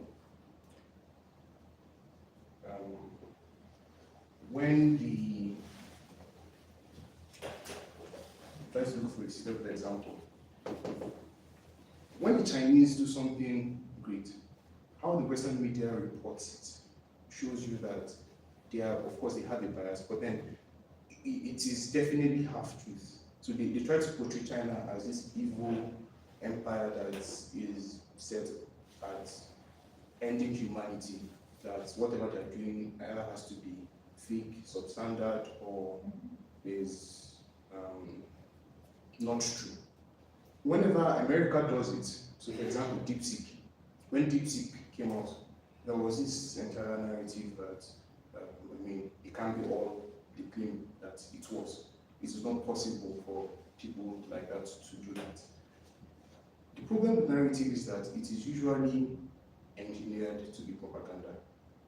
And if you're not able to distinguish between what is actually factual, what is the truth, and what somebody is saying to be the truth, then you eventually get into a problem in actually analyzing what they're saying.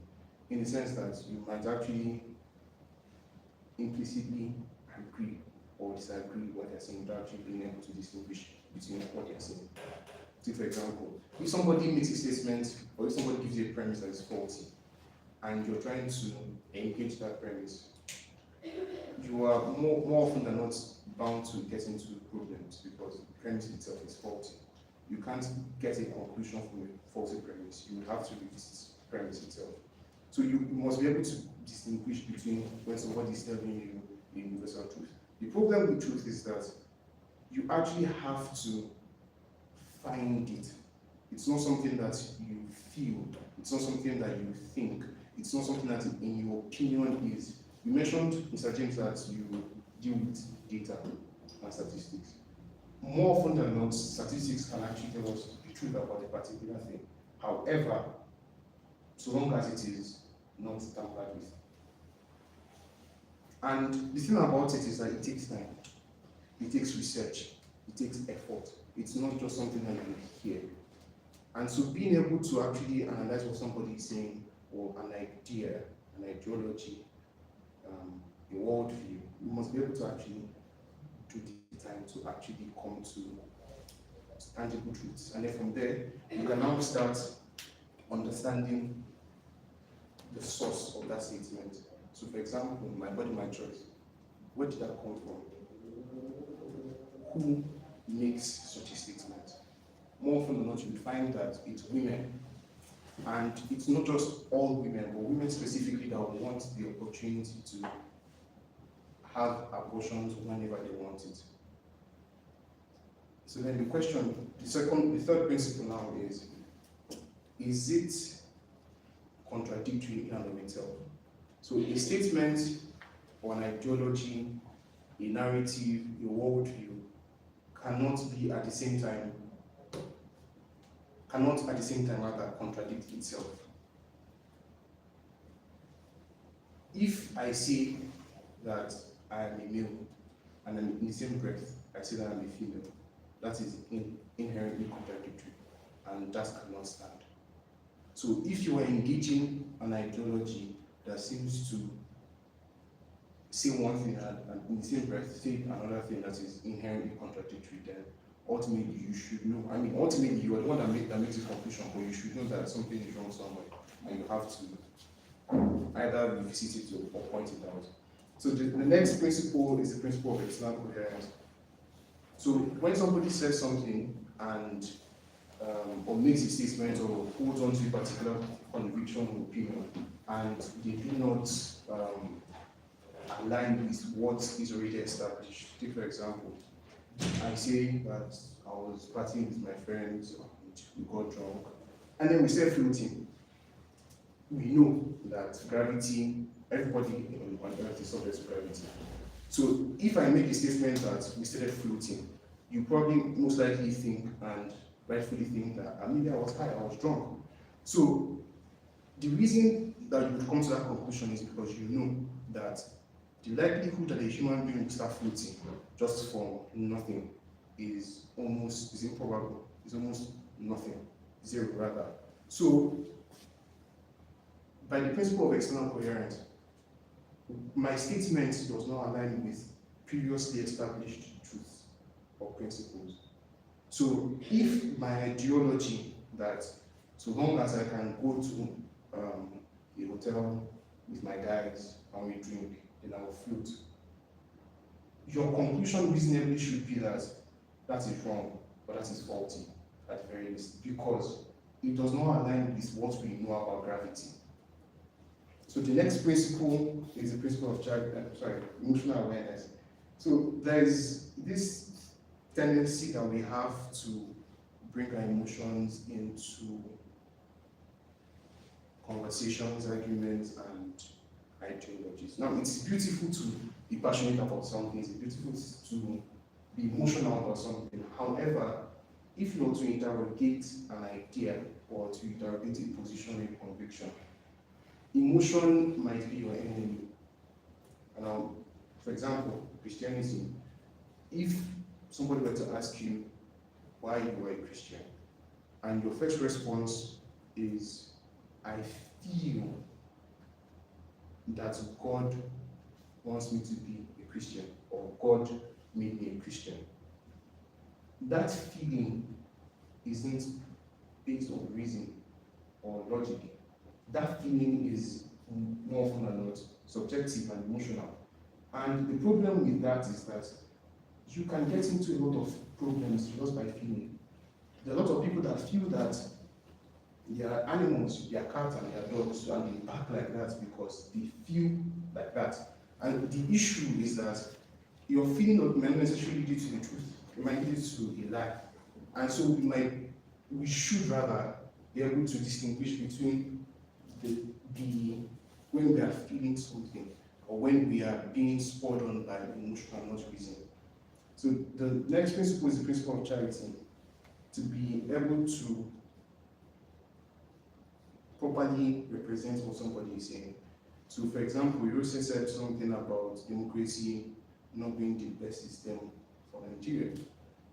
If I were to not support what he said, and I started talking about something completely different, then I'm misrepresenting his position. Now, although it might not be so clear as that, so there's this fallacy in debating called strawman. So when somebody makes a statement, and when you realize that you do not have a report out to that statement, you make up a different statement or you mischaracterize that statement in order to be able to attack it. The first time I experienced it was a female friend of mine. I said something and then she said, "So you mean?" Now, the moment somebody starts clarifying what you said and you are not paying attention to what they are saying as what you said, then more often than not, they're going to create a strong man for you and then attack you. Meanwhile, that strong man doesn't actually represent what you are saying. So you would hear people say, okay. If, take for example, I'm against abortion, the next statement might be, okay, so you're against women having rights. I never said that I'm against women having rights, I'm just saying that I'm against abortion. So, or nice, you hear people say, okay, so you are saying that if a girl gets raped, she should give birth to that baby. I never said that. I only said that I'm against abortion. So the moment somebody starts creating a strong man, not somebody, more often than not, we tend to do that because we're emotional, that we want to attack other person saying, so we are trying to see that they're saying this, instead of actually focusing on what they said. And so the next principle is the principle of intellectual humility. To actually engage that conversation with the intention to actually listen and learn from them. There is this pride that comes with knowledge, or at least thinking that you know, that ultimately will lead to you not actually listening to what they're saying. So you can go maybe somebody that shares a completely opposite ideology with you. Take for example, you are a feminist and you meet a misogynist, and you hate this guy, you know that you hate the guy, and you're trying to engage the guy in a conversation, but you don't want to actually listen to what the guy is saying because of that passion. And the reason, the problem that actually comes from that is that you will never learn, you will never actually understand what that person, what actually even spurred them to become what they are. And so long as you don't have that humility, you won't be able to, number one, properly articulate what you are saying. Number two, you won't even be able to have discourse. And having discourse is very important because the moment we stop having discourse as a society, there is a chance that we would get into war. There's a very, very high chance. But that is for another day. And the last one is the principle of power. So why you have to understand where the statement is coming from is because most times statements are engineered. It is propaganda. And there's a reason why whoever is saying that is saying that, in the sense that they are saying that so that they can have more influence or more control. So for example, Iraq had weapons of mass destruction. We know now that the only reason why they set up was so that they could attack Iraq. And the only reason why they did that was because Saddam was not going to be beholden to the US. And the only reason why they did that was because they wanted more oil.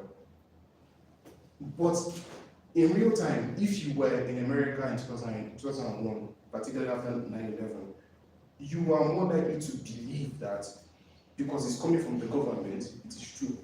Or because the president said it is true. Not knowing that the president was also looking for an avenue to make you agree with his warmongering. He wanted to go to war. So why you actually understand the source is because you can now be able to tell who gains what. the incentives for making that statement. Who gains power, who gains influence. So with these 8 principles, you can now properly engage some ideologies that have been open. So I mean, I summarize it into discern. So basically, D is for distinguish, I is for investigate the source, S is for consistency, you seek consistency. Hope you can see this. You seek consistency. C is for us to check our own emotions and the emotions of the person that we're engaging. E is for incentives, so you evaluate who benefits from making these statements, who gets richer. Incentives can be economic, it can be political, it can be social, it can be religious, it can be anything. So long as it has to do with influence and benefit and advantage, then you present fairly what the person is actually saying, even though you hate the person, and then you notice assumptions. So with this, I would like for us to actually get into a particular ideology that I want us to get into. So I would like to assume that all of us are Christian. Yes.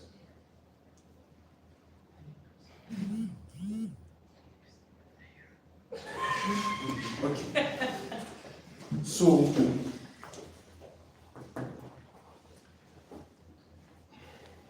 do you think that Paul, as the apostle of Christ, as he claimed that he was, actually preached what Christ preached when he was on earth before he died? Bearing in mind that Paul never met Jesus. In fact, Paul was against Jesus when he was alive, and he tried so hard to kill Christianity in its infant stages. Also, he claimed to have had a vision and nobody else was there to corroborate. Wait. He claimed to have had, like, nobody else was there. It was just some soldiers that were accompanying him. And those soldiers, of course, were Pharisees too, with him, or at least we were beholding to him. So, automatically, he became a Christian and started writing a lot of messages. And I mean, what are the odds exactly? I think those soldiers had some sort of evidence, even though Yeah, not that vision, they but had there was something. Yeah, but didn't say They anything. experienced something. I mean, he could have paid them off Right. to fit the narrative. That would have been easy to do. I mean, it's not, he wasn't poor. Remember, he was from a wealthy family, he was a Roman. But So- to what end? I mean, he was imprisoned. To what end? He wrote And, 2/3 of the New Testament. And He has left his- he has determined exactly how Exactly. all Christians will behave. going Because forward. majority of Christians and Gentiles are not Jews. So right now, I mean, he's the most influential Christian Ever. ever. Interesting. So, I mean, Hold on. Was it not the one that wrote 1 Corinthians 13 about love, and then God is love, which is also falls in alignment with what Christ preaches as well? Love God. he also said that women should not preach in public, they should not talk, that they should be quiet and submissive. In 1 Timothy 2:11. But I think it was because of their system or their culture as at that time. In what sense? I think. You think? Yeah. Also, he also said in Galatians that Christ was accursed by God. Because it was a cause to be hanged on a tree. Yes. It was written in Deuteronomy. But not that Jesus was cursed in Deuteronomy. He himself said that Jesus was cursed. He was hanged on a tree now, Yeah. on the cross. Yes. That's what that implies. That literally. Yes. Mm-hmm. I mean, Deuteronomy says, "Cursed is anyone." who I is agree hanged with on a you. tree." So yes. So are we going to say that he did not just co-opt Christianity to be in his image? doesn't seem so. What sense? I'm still thinking. I'm If thinking you out loud. If he had an agenda in mind, How would you know that he had an agenda? he was spreading the gospel. So I would not say he had an But agenda. he was spreading his gospel, right? He said according to my gospel in Romans when he was talking about stuff. Hmm? Yeah. But then if you read through the letters, you also have to check who was being made popular. It wasn't him. It was Christ. It was Started as clear. Christ was. I'm not disputing that, but then, of course, if he wanted to influence Christians, he would have come as if he was representing Christ. He wasn't It's influencing not so hard. Christians. Is to get The fact that we the have churches Gentiles now to- is because of to what Paul wrote. Christianity. Sorry? Is to get the Gentiles to Christianity. Yes, not but to then he influence molded Christianity in his image. his image. 2/3 of the epistles were written by him. Mm-hmm. The pastoral, the But church he epistles. wasn't preaching him. He said, imitate me as I imitate Christ. Exactly, but we're imitating As him. So it was imitate actually Christ. what it There was a clause. is. See, the devil is not going to come as a devil. He's going to come as an angel of light. Yeah. Right. So he, of course, would say Like that, this. no, but he, of course, would say that Nah. he's a Christian, that he's imitating Christ, that he's preaching Christ. But was he actually preaching Christ? In his letters, Mhm. right, did he say that those letters were inspiration from God, or he was just writing letters? How many people have told us that they heard God that the world is going to end and the world will not end? Yeah, but did he say that he heard from God? Like those Yes, letters were from Yeah, God? he did. Well, not always. Sometimes he said that this is him speaking. Yeah. Other times he would say that based on what God has told him, But especially in sometimes he was Corinthians one when he was that talking stated- about marriage and then going on to talk about if someone has been married to an unbeliever before. He now made a distinction to say, okay, this is his own advice, Yeah. not what Christ has Yeah. told him. Yeah, Yeah. and bear in mind, Jesus was against divorce apparently, Yes. but then Paul permitted it in certain circumstances. What did he say? If you marry, if you accept for, I think, fornication or something, let no man leave his wife. That's what Jesus That's what said. Jesus said. Yes, But Paul Yes, was talking yeah. about- Paul said that if you've been married to an unbeliever and the unbeliever does not really want Yeah. you to stay, then you can leave. So people are saying if you don't want to, you should not get married. If you feel you could prove yourself. Yes, you yes. should not get So married. like, Advice. he just has, I feel like Paul just has certain biases. For example, with, that drive. I mean, I don't want to confirm one of your listings, but then let's say that, I mean, this is an open discussion, we're not putting anything on anything. We're saying that his encounter now was real, and you experience that kind of encounter, the kind of drive, because if you look at Paul prior to that encounter, he was really driven with persecuting people. So generally, that personality was in him to go forward. So you also see that with the way he wrote certain parts of the letter, that he's like, see, anything that's going to come, that's going to try to affect that your vision of following Jesus, whether it's marriage or whatever it is, I would advise you, because to be fair, it can be confusing. It's better to just stay. So I even think even with because I mean, I won't lie to you, I don't agree with some of the things that, like all those women must do, but then it was still the beauty of the Bible. As much as God inspired these men, it was still written in the mesh of their biases, of the bias of that time. So, Sorry, before you guys speak, people online, let me just share someone's perspective. Dominion says if he represented Christ, then whatever he did was a reflection of what Christ did or will do. Kojo says Paul believed he was imitating Christ. Christ was not living there on site, so he had to model Christ, and that's exactly what he was doing. So it's fair that we look at him. Okay.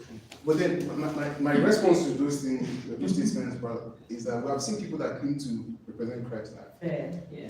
have killed people. Yes. For example, some cults that claim to be representing Christ that force people to drink bleach to be able to transcend, and yeah.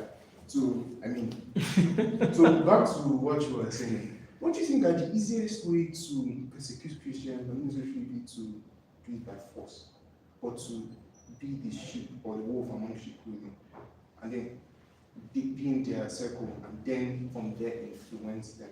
Remember that he had a lot of liberties. Every time he was captured, he was allowed to see his friends. And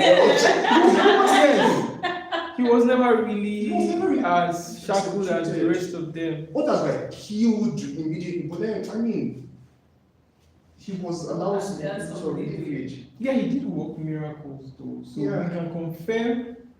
Now I'm going to people's side. Because he worked miracles in the presence of Roman soldiers. There was a time a viper beat him and he just shook it off. And then he thought he was a god. he healed the chief of that place. And it's true, and that was not his account. It was Luke that even wrote Exactly. It was him. But then Well, another Luke thing that was is making his me follower. kind of, well, I'm not going to agree. Is the fact that it was Paul that said that all scriptures were written by the inspiration of the Of Holy course, to Spirit. give you the To validate his position. That's why I said Right. yeah, it's good. That's the reason now that it's Right. really- So Because effectively this one is trying strong. to create backing for Yes, his. for Hmm. whatever. So the reason why I actually brought that as an example is because a lot of Muslim apologists would always say that Paul corrupted Christianity. And the reason why they would say that is because, according to the Quran says that the Bible and the Torah affirms the Quran. But then when you read the Bible, particularly the New Testament, there is it's clear basically that the Bible does not at all confirm whatever the Quran was saying. And so they have found that the part of the Bible that did not actually confirm what the Quran was saying, mostly is Paul writing. And the best way to be able to discredit those parts would be to discredit Paul. Now, the thing is that if you're a Christian, how then do you defend that? I mean, if you subscribe to, because we're talking about ideology now, Christianity is an ideology because it's a system of ideas and values. Now, if you have that worldview, how then do you defend your worldview? Distinguish between fact and narrative. Well, we can go to another one if this one is a bit. No, we have to reach a bottom line here before somebody goes to take that. Oh no, it's your duty to do your research now. Distinguish between fact and narrative. It's your duty to get to a conclusion. Ultimately, What's your conclusion? my conclusion. Yes. My conclusion is that Paul made it clear that everything that happened was not of his doing. In the sense that he said in Galatians that when he encountered the Lord, so when he got blinded by the light on his way to Damascus, he was taken to a place where Ananias came. After Ananias came to him, he said that he was driven into the wilderness for 3 years. And there he encountered the Lord Jesus, who gave him a message. But he didn't automatically start preaching that message. He went to Jerusalem to confirm that what he heard and what he had was what the Lord Jesus preached when he was around. So he confirmed with Peter and John specifically because they were men of good character. They were, of course, he persecuted them before now, so ordinarily they were meant to beat him, but yeah. So he went, after confirming that was exactly what the Lord Jesus preached, then he now started preaching. And at all times, you would find it in 1 Peter, when Peter was telling them that although Paul's writings are hard, but it's the truth. So you would find that a lot of confirmations in that Paul's epistles, John's epistles, 1 John, 2 John, Peter's epistles, even Jude's epistle, none of them actually contradict what Paul said. Yeah. And so the entire statement that Paul tried to co-opt, if he really tried to co-opt, then ordinarily he would have said something that was contradictory at a point. Now, what I mentioned about Jesus being a cause for us, I mean, that's the improvement in itself. That's just, theology, basic theology, that cost is in one geometry according to biblical principles. So it's no improvement. So my conclusion is that that's just narrative that I'm trying to speak. And the reason why it's narrative is because, objectively speaking, if you make a statement that the Bible ought to confirm what the Quran says, and the Bible contradicts what the Quran says, then objectively speaking, according to these principles here, according to this particular principle of ethical coherence, because you have made a claim that this book is going to confirm what I said. The moment you look at that book and it does not confirm what I said, then automatically what you said is wrong. Completely. Objectively. Because you made that claim. Nobody forced you. You made that claim. And so it's just narrative. And that's it. But that's for me. we all have different levels of curiosity. So ultimately, my conclusion will not satisfy your curiosity. It's left for you to satisfy your curiosity. So I want us to move to feminism.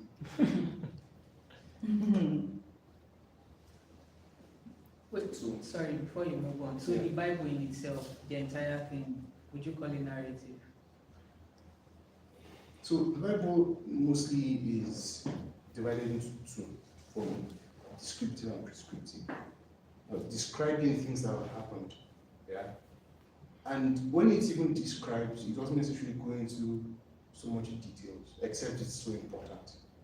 And so you might hold on to the narrative as it were, but that doesn't necessarily make a narrative wrong or not What makes true. it factual, if it's even a fact? So a narrative is a story about a fact.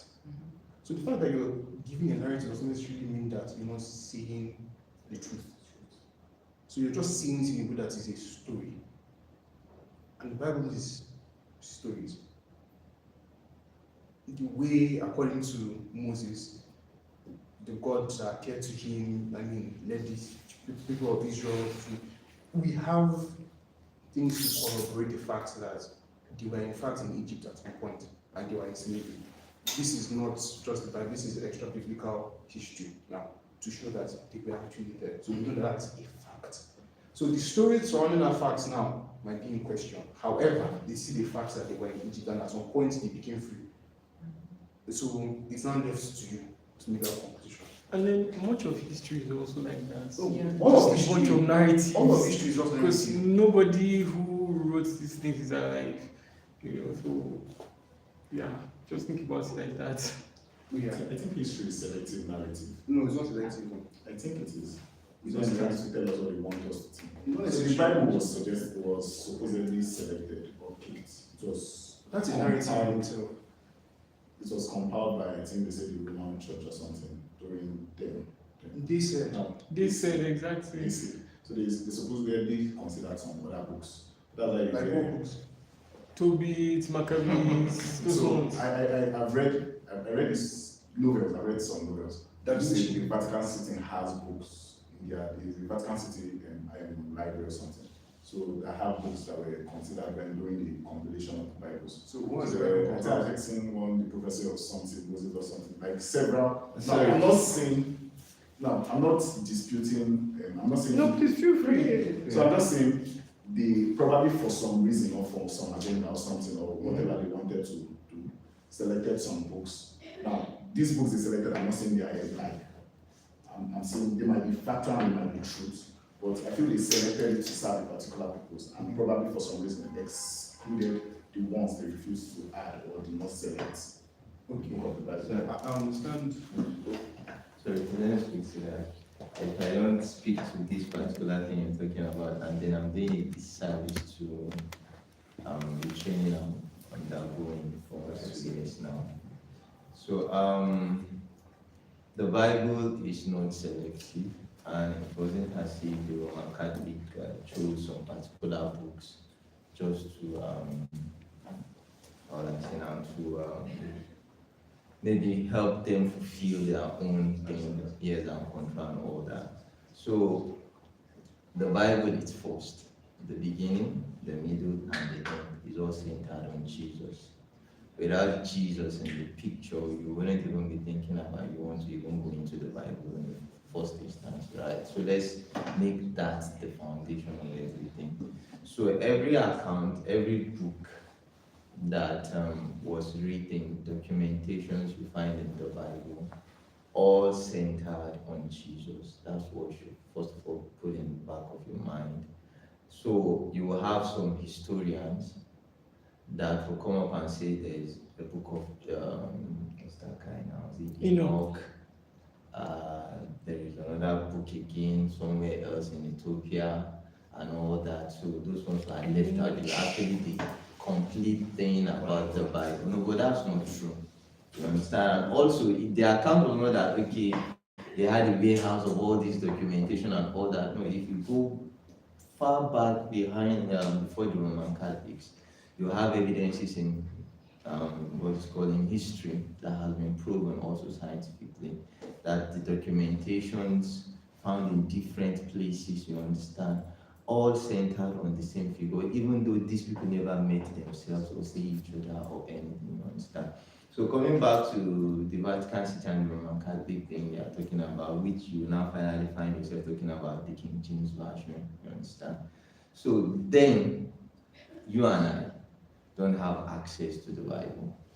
In fact, it's the priest then, that had access. You go and read, they now come and tell the congregation and all that happened. Then somebody made a move, and then you have it in a big town square where people will now go and read and all that. Then further now coming to the King James himself, he wanted to actually, I think was married or something, and the church was against it. So he was the one that now moved for, okay, let this thing be available for the public and all that. So he translated, it was not in English and all that. So, and the Bibles were not written in chapters and verses. You understand? So it was all those translation from the original text for ease of reading. Then you now say, okay, the book of that, chapter 1, that. So that's what Let me play the devil's advocate for a minute. So there is this ongoing debate between the denominations, the Catholics and the Eastern Orthodoxy and the Pentecostals rather, that which comes first, the Bible or the church? Because if you can determine which comes first, then you can determine what exactly created what. So if the church came first, then the church created the Bible. If the Bible came first, which is very hard to prove, then the Bible led to the formation of the church. And so the reason for that is because we all have different canons. The Catholics, they have 72 books. Yeah. The Ethiopian church, they have 88 books. The Eastern Orthodox, I think they have 69. I can't really remember, so it's thereabouts. But then the Protestants generally have 66 books. Yeah. So then, how did we arrive at that? This is not even a discussion for today. But then I don't agree with what you said actually, that the Bible was a selective narrative. No. It was not.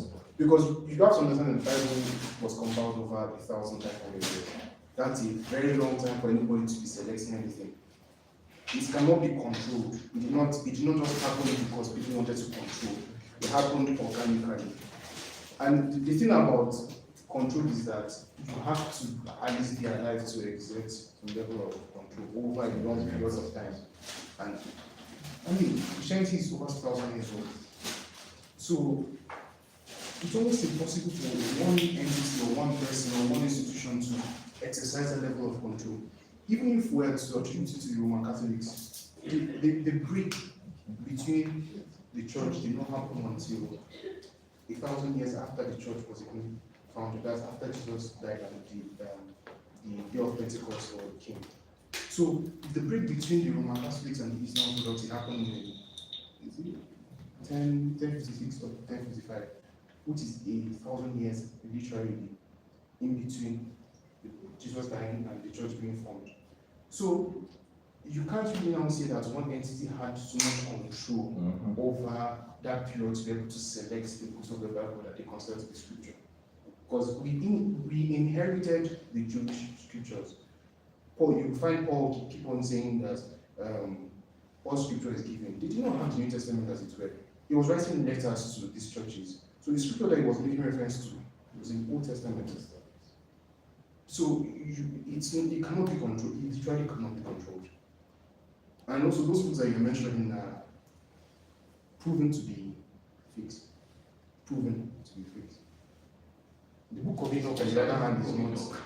Yeah, so it's a compilation of different stories that belongs to each other. But yeah, like I said, this entire conversation is to help us arrive at conclusions for ourselves. It's not necessary. Nobody can really tell you A, B, C, D, and if you choose to swallow it, book line and single. It's still your choice regardless, but then. Yeah. So I want us to really talk about feminism.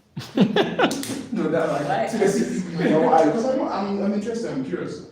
So I'll open the floor to the ladies in the room. Smiling. I think the first thing It's is like to putting them establish under whether they are spotlight. feminists. Are we feminists? Are we not? No, I don't say I we think are we should- feminists. We need to give a talk about definition it of and dissect feminism it. first. Okay, so let's have a definition of Our how. definition of feminism. Let's just use the internet. Alright. No, we don't Assume. assume, yes.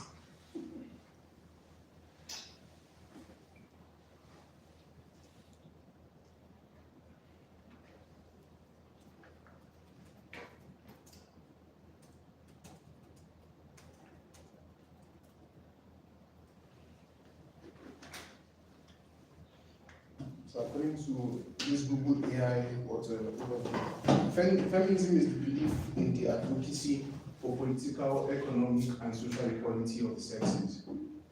It means to establish equal rights, opportunities, and power for women and girls.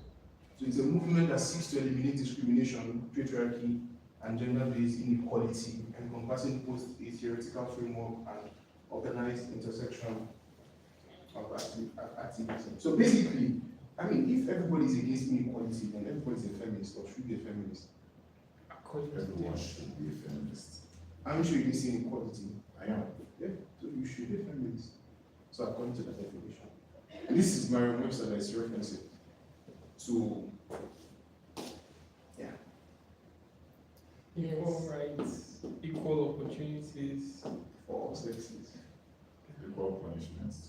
I mean, I'm looking on the positive, look on the negative. So it's to establish equality of these things, not necessarily equity in the practice of these things. Yeah. So it's not to eliminate discrimination and Gender-based inequality. inequality. Just so that just means that because you're a woman, I should not be discriminating against you. Like Yes. just for the purpose of you being a woman, I should not Exactly. discriminate against Exactly. So It's very naturally, rational. you. Yeah. it seems to be, but is it really in practice? I don't Make think your feminists themselves, whatever it is they are pursuing, is way beyond all of this. I think there are levels to I think- feminism, is what I've come I to think you're find. talking about misogynists, so they are different. So Nigeria have misogynists, they don't have feminists. They have men hating women, not really women loving women.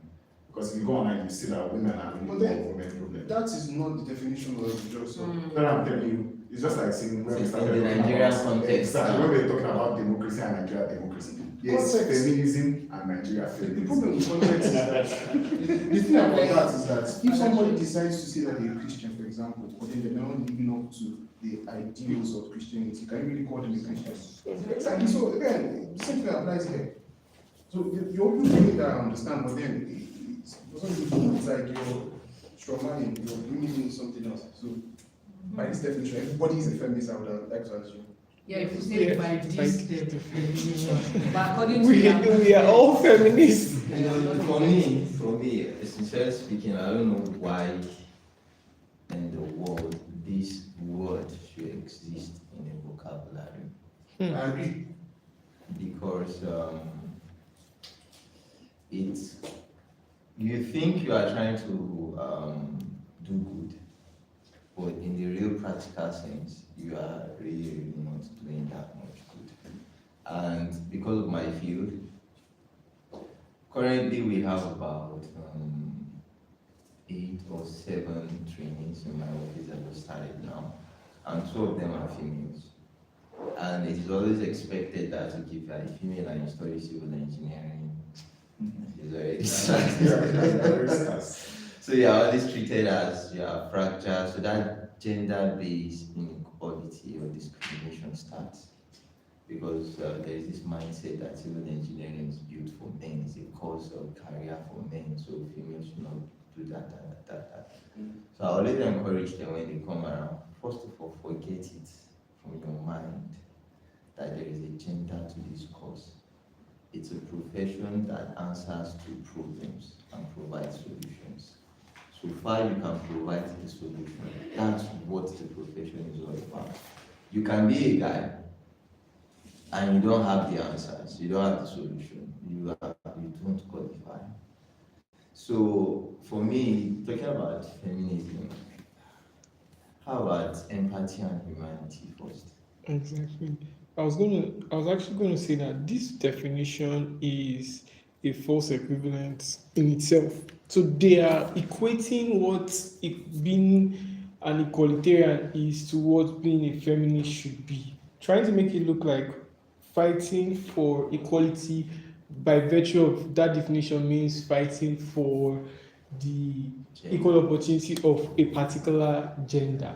You know, so it's in itself is creating a bias and polarity by itself, like by the virtue of it being defined, it has already created bias and polarity. Because if the people who wanted to fight for women's rights had come up from the humanity perspective, that these are human beings, and so by virtue of common sense, there needs to be a proper treatment of everyone in accordance with our humanity. But then when it made it about sex, then it immediately just created two poles. And once those poles were created, obviously, it just cascaded into a lot of things that we're seeing till today. That's my first statement. Okay, so I mean, nobody really said something contradictory for me to push back on. I would Are say you a feminist according to this? I would say I'm not a feminist. According to this definition. Yes. Yeah. So because the definition is vague, I think there are a lot of things that you can put through, like equal rights. What does it mean by equal I rights? mean, the right to vote. Women didn't actually have the right to vote up until Right the to early vote, right to open a 1900s. bank account. Yeah. Yeah, sure. I think women should have that. But Yes. That was the feminist according to this definition. yeah, so I think women should have that, but you could also kind of like, that's where they get you to now. They will chip in, okay, what about abortion? Yeah. I So mean, it's- equal rights then. Yeah, you see, so it's why I say that I won't really, use, because the word has been, they've created a different picture of what the word means. So when you come out and say, at first I used to proudly say I'm a feminist because I grew up in an environment where women were really carrying the family. Yeah. My grandmother had 7 kids and it was only her. So she carried the family, all of the kids. I saw people around me, women who were carrying the family, so I was all for women. And that affected how I deal with women over the years. But until I started to dig deep into the actual that feminist stuff, when they started to take it to the extremes, and I think don't it's want- narrative versus fact. The extreme is a narrative. I feel like it's a detour. Like they call it toxic feminism. That's why I said misogynist. So it's a detour. Like people just start having people that have certain phobia for men, women, and stuff. But I feel like this is just justify the word and racism. Because to me. in every ideology, there's always an extremes. Yeah. So, like, are you going to use the extremes to define the ideology itself? But sometimes it's can create a sort of stereotype that, Yes. So it's like, so for example, the way they see Christians in some climes that, oh, this one's an extremist. If you go to really secular societies that they are not religious and you claim to be a Christian, they'll just look at you like, what's doing this? Why? yeah, it's why, like I say, that particular place, there's a stereotype they have around But Christians. then, is it really a good thing to now use the stereotype to define the ideology? Yeah, but if people beat Christians there because Christians did something to them in the past, you shouldn't go and call yourself a Christian there. Not because from their experiences, they have a different perspective of what a Christian is. Yeah. Like, for example, there are people who would say that colonialism is good because the colonial guys did not come and enslave them. Yeah. And so to them, they welcome outsiders very well. Yeah. But you won't say that to other parts of the world. So in those parts, when you're in Rome, you live like a Roman. Yeah. So But that's most interesting. She said that you're not focusing on the fact as it is, but you're focusing on the stories and the experiences that surround the fact. yeah, see, like I said, from the definition, Sounds cool. So, from definition, are you a feminist? That's so basic. Is it so hard? I think that's why I started. I said feminism and Nigeria feminism. From this one. For this, I think this is true. You Right? Because according to this definition, the idea of feminism makes sense. But when you meet them, I'm telling you, the movement is way beyond. You cannot even boldly say you are a feminist But you outside. can't take a Christian's representation of Christ as Christ himself. The thing is, I have a reason for saying this because I used to be a feminist. Bias. I used to, yes, but I met like literal feminists, people who were part of the movement. They had the badge and all of that. In fact, a close friend was part of them. And by having conversations with her over time, I said, I cannot do this thing again because I realized that according to their belief, you can't be a Christian and be a feminist. For example, now this equal rights thing boils down to family. Your husband cannot be the head of the home. It's both of you because you have equal rights. So they don't buy to the idea of having a man as the head of the home. It's both of you. But I'm like, have you seen a body with two heads? It doesn't make sense. It's Ojuju, it's only monsters that have two heads, right? So we started having those conversations, and I'm like, nah, if this is, I'm not a feminist because some of the things they claim, it's not aligning with what the scripture says. So the movement in itself, it's way beyond this. In fact, while we're having conversation, she was talking about the right to choose. I said you have the right to choose your partner, knowing that, I was speaking from the point of a Christian, knowing that, and as a woman, whomever you are choosing, you are going to submit to this person. That was my conclusion. So I don't. It's tricky. This topic I that agree you with just- what she said, because the truth is, especially as ladies, I have family that are on this, this whole. In fact, it's pure misogyny to be very fair.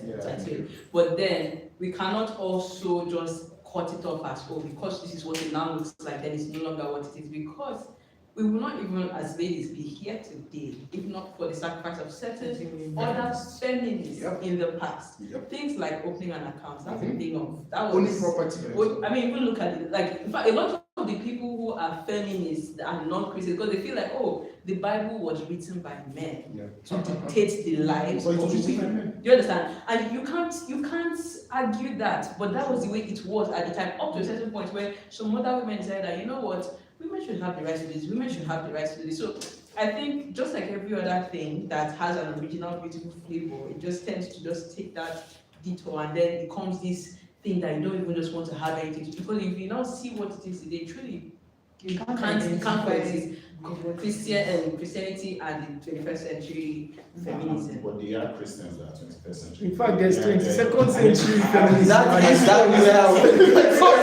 Right now, they are dragging Chimamanda. I was just going to mention like Chimamanda. a whole Chimamanda. They are dragging I her. love Chimamanda. They are saying she's not even feminist She has a book that enough. says we should all be feminists. Yes, I've listened to her speech on that. That was like one speaker. But they are dragging her. That she's not If you hear her feminist talk, and enough. if you hear her talk about the Even feminists her we to have her today, home. you will She see that and she herself is They disappointed. make But financial you would not, because of what others are doing, stop the work you are putting into. If you look at LGBTQ, there are people that argue that LGBTQ people, some of them are not LGBTQ. I have Christ getting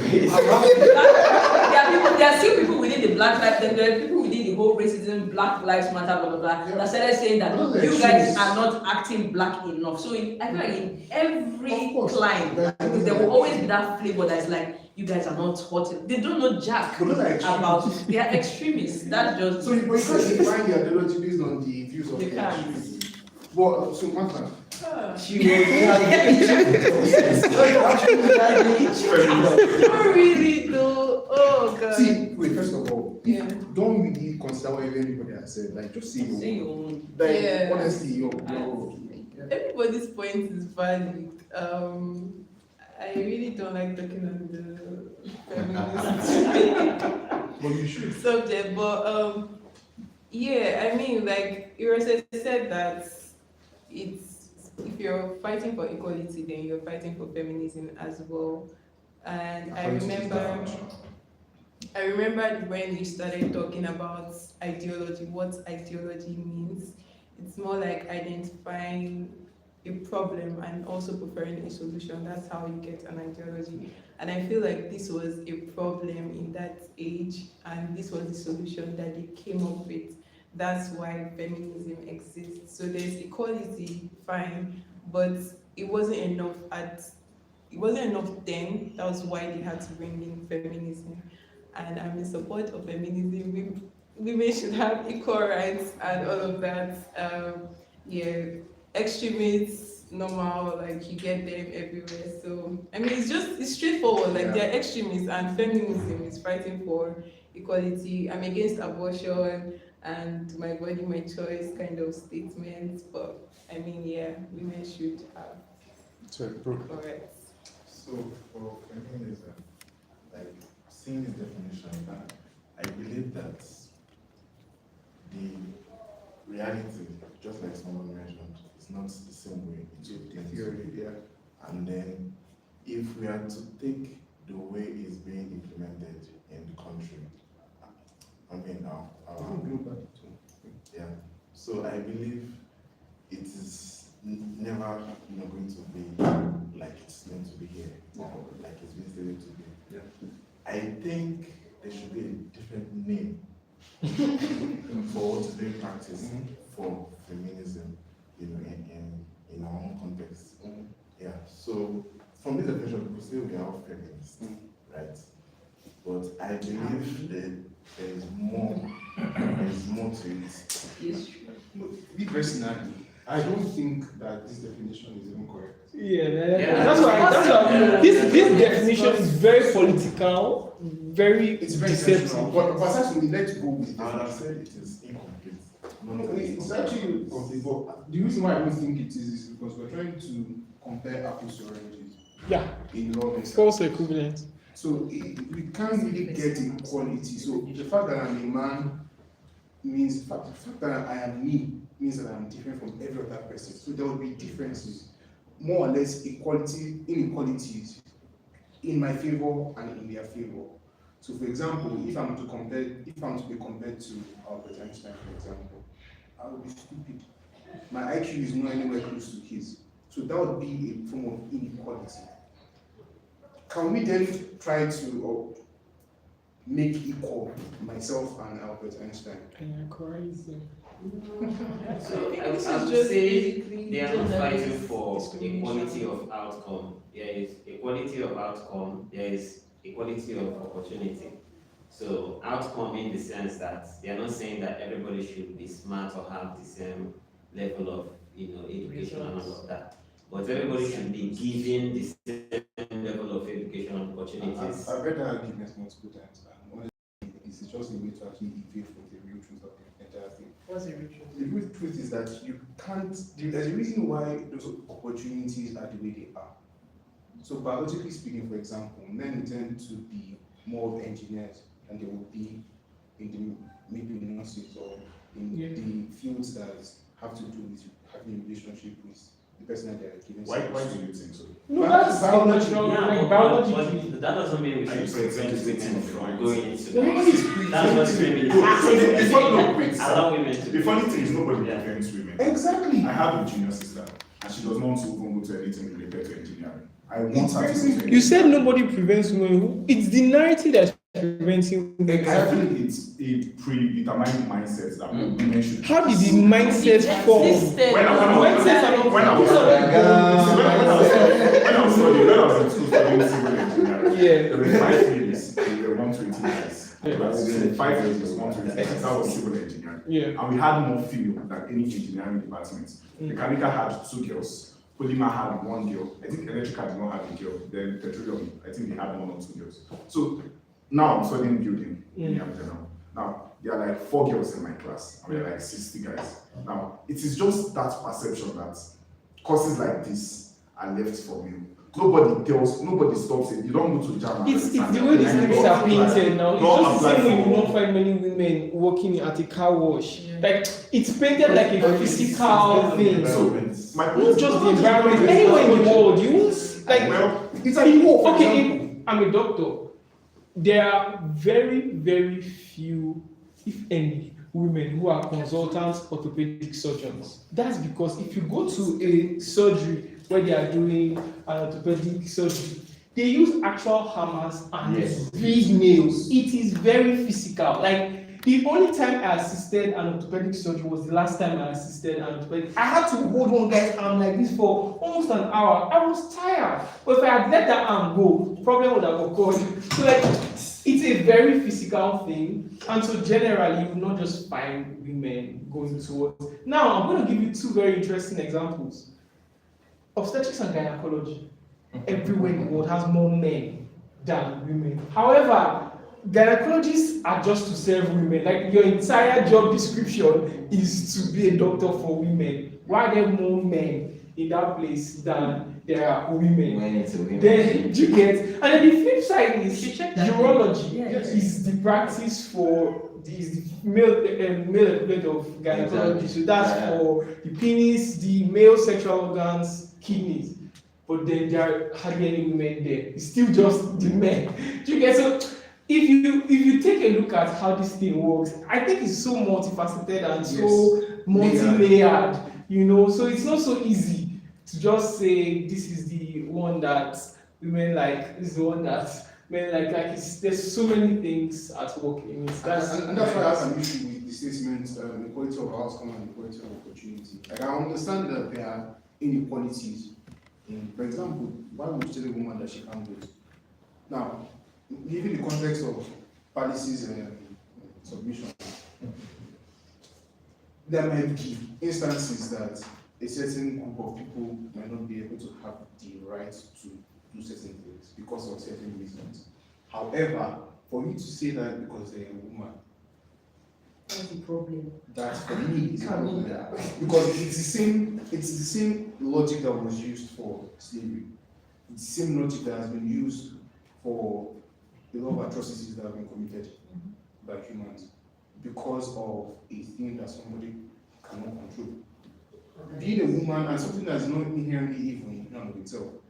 To say that a black man deserves to be under a white man because black man is a black man or resembles a monkey is it's a crazy statement to make. But then the other side of it now is that in order to achieve equality, you can't now start oppressing the oppressors, because then you will become the same thing that you thought. That's my only submission. So I don't know if I'm a feminist or not. I actually want to ask you actually stopped me actually when I don't know if I'm a feminist or not, but then it's like contribution. I don't the But you entire asked us the question. So yeah, there is a You have good, to answer. so on the feminist thing, so for example, he made mention that nobody is preventing women from, going into certain fields in engineering. I don't think that's totally true. I know that in some homes, as a lady, your life has been already sort of like the culture in that environment has defined how you're going to live. So even when you are choosing a course, people have, genderalized some courses. So your parents can say no, don't go into engineering. It's not for women. So I think those are the instances where the feminists are sort of like right. That's why I said it's a predetermined perception. Yes. It's not like your parents stopping you. They've thought, seen, they've yes, assumed that yes. male should be engineers and female should be nurses or study this. And it's not like they would say no, do not force you, but they've already subtly influenced your decision. But is that really inequality? Sorry. Let me just speak to that. At times, I've discovered that one of the mistakes we make is we take some ideology, as you said, and put it in different context and expect it to mean the same thing, whether you move it from context of A to B to C to that to that to that. So, for example, I don't want to give an example, just like you're saying, it's predetermined ideology, predetermined ideology, predetermined ideology. At times, you need to check the motive behind that from inception, you understand? Okay, for example, now, let's talk about the engineering thing. Yes, it's more physical, it's more brain work and all that. But engineering is dynamic. is evolving. You understand?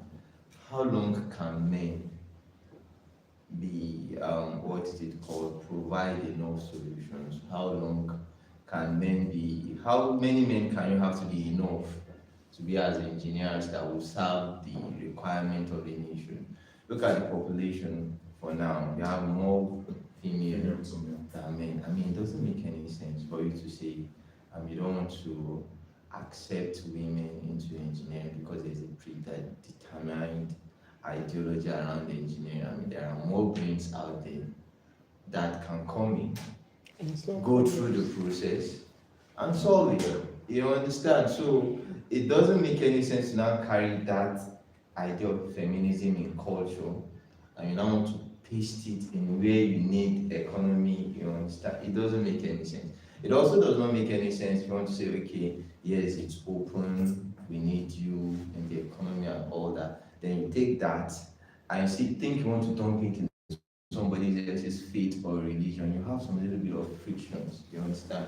So if you bring a worldly ideology, if you bring an ideology that is something worldly or something, what I mean by worldly in context, it's human that came up with that concept. Okay, this is what we are going to name this thing. This is what we are going to name this ideology. This is what we're going to name this move. Always remember that there is always a structure that governs everything. It is either to make it robust or to reduce it, but it can't change the foundation of that culture. It is only if you are going to scrap everything from the beginning. Yeah, so it doesn't make any sense. For example, like China now, do you want to start teaching or preaching? Very easy. You go to what is called computers, they are there. You see women soldering, joining, learning bricks, painting, welding, and all that. So what females are? There would always be inequality in society. So Sorry, let me give some online comments. So Dom says ladies who champion good causes in the past aren't extremists. Nowadays, they are simply toxic and overbearing. Koje says, exactly, we won't see many female masons or carpenters or car mechanics. Some things are very physical. Could it be because then this is him responding to what I said. Could it be because there are generally fewer medical doctors? Dom says the talk of equality changes when certain roles are switched. High risk and high physical jobs will see less women than men. That's so interesting. But see, the reason why I actually tried to use feminism, sorry, as a concept is because, so there is this preconceived notion that whenever we agree with a certain aspect of an ideology, then we wholesale agree with everything that the ideology is saying. So there is this rule of slogans. So I mentioned slogans as a tool for propaganda earlier, but slogans and labels are used to shepherd people into a particular ideology. So if you agree that there is inequality in society, if you agree that in fact there are some aspects of society that are unfair to women, if you agree that women are being discriminated in certain aspects of society unjustly, then automatically you should be reasonable to deduce that you are a feminist, or that you agree with every single thing that feminism claims to stand for, even though most of them are not included here for specific reasons. We don't want to put people off. So there is this thing of slogans. I wanted us to really discuss that more fun, but I don't think we have time for that. So Anufam was a book written by George Orwell. He was a journalist, but then he fought in a war that made him realize that governments use tools to shepherd people, intentional tools, particularly during conflict. And they make you say it over and over again to you actually believe, without actually understanding what the tools, the statement actually means. So for example, when Trump was running for the presidency in 2016, he ran on the slogan, "Make America Great Again." Now, we would assume that we actually know what that statement means, but if you have to think about it, was America never great before Trump? When did America not be great before Trump? And is America not being great after Trump? So what exactly is he trying to say? Now, the thing is that the Americans that he was pandering to, particularly the conservatives, they would hold on to that slogan and that label and believe everything that Trump has said and has done is to their best interest because of just that slogan. So George Orwell would call them the sheep, literally, because they're not smart, they are not educated enough, they don't have critical thinking skills, and they just follow everything that the political leader says, even though it is to their detriment. And so there is this tendency that because we agree partially with an aspect of an ideology, it means that we should agree with everything that the ideology stands for. Nobody's forcing anything on anybody. The feminist theory apparently is that there is discrimination, and yes, we can agree that there is discrimination to some extent, and there is inequality to some extent, and in fact, the patriarchy can be overbearing on women to some extent. But that doesn't necessarily mean that we then agree with every other thing that comes with it. I like to say something, like one reason why I shifted from the idea of feminism when I said that, okay, this thing is whole equal rights, was in an experience I had in school. So I went to a federal university, Futmina precisely, and there's this thing, because my faculty was environmental. So there's this thing they do after 200 level, it's called SWEP, where students would engage in physical, construction and all of that. Like real, just like civil engineering, like building and the likes, like you do the physical work. So they shared us into groups, and a certain group were to carry mixed cement, carry bricks and all of that, while another group was to pick an axe and you dig. Now, of course, engineering environmental, there are few women in these faculties, but everybody, they see everybody as a man, right? Anything anybody's doing, they are expected to do it. So my group, we were supposed to use axe to dig.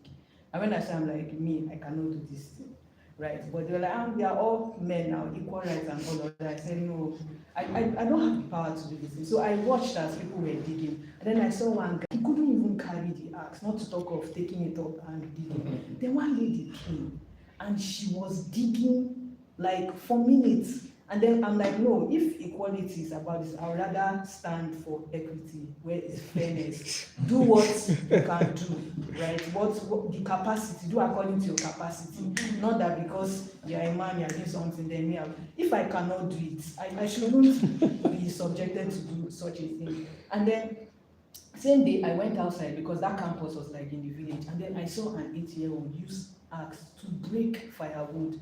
These children are in the village, right? They had the strength. It's not something I can do.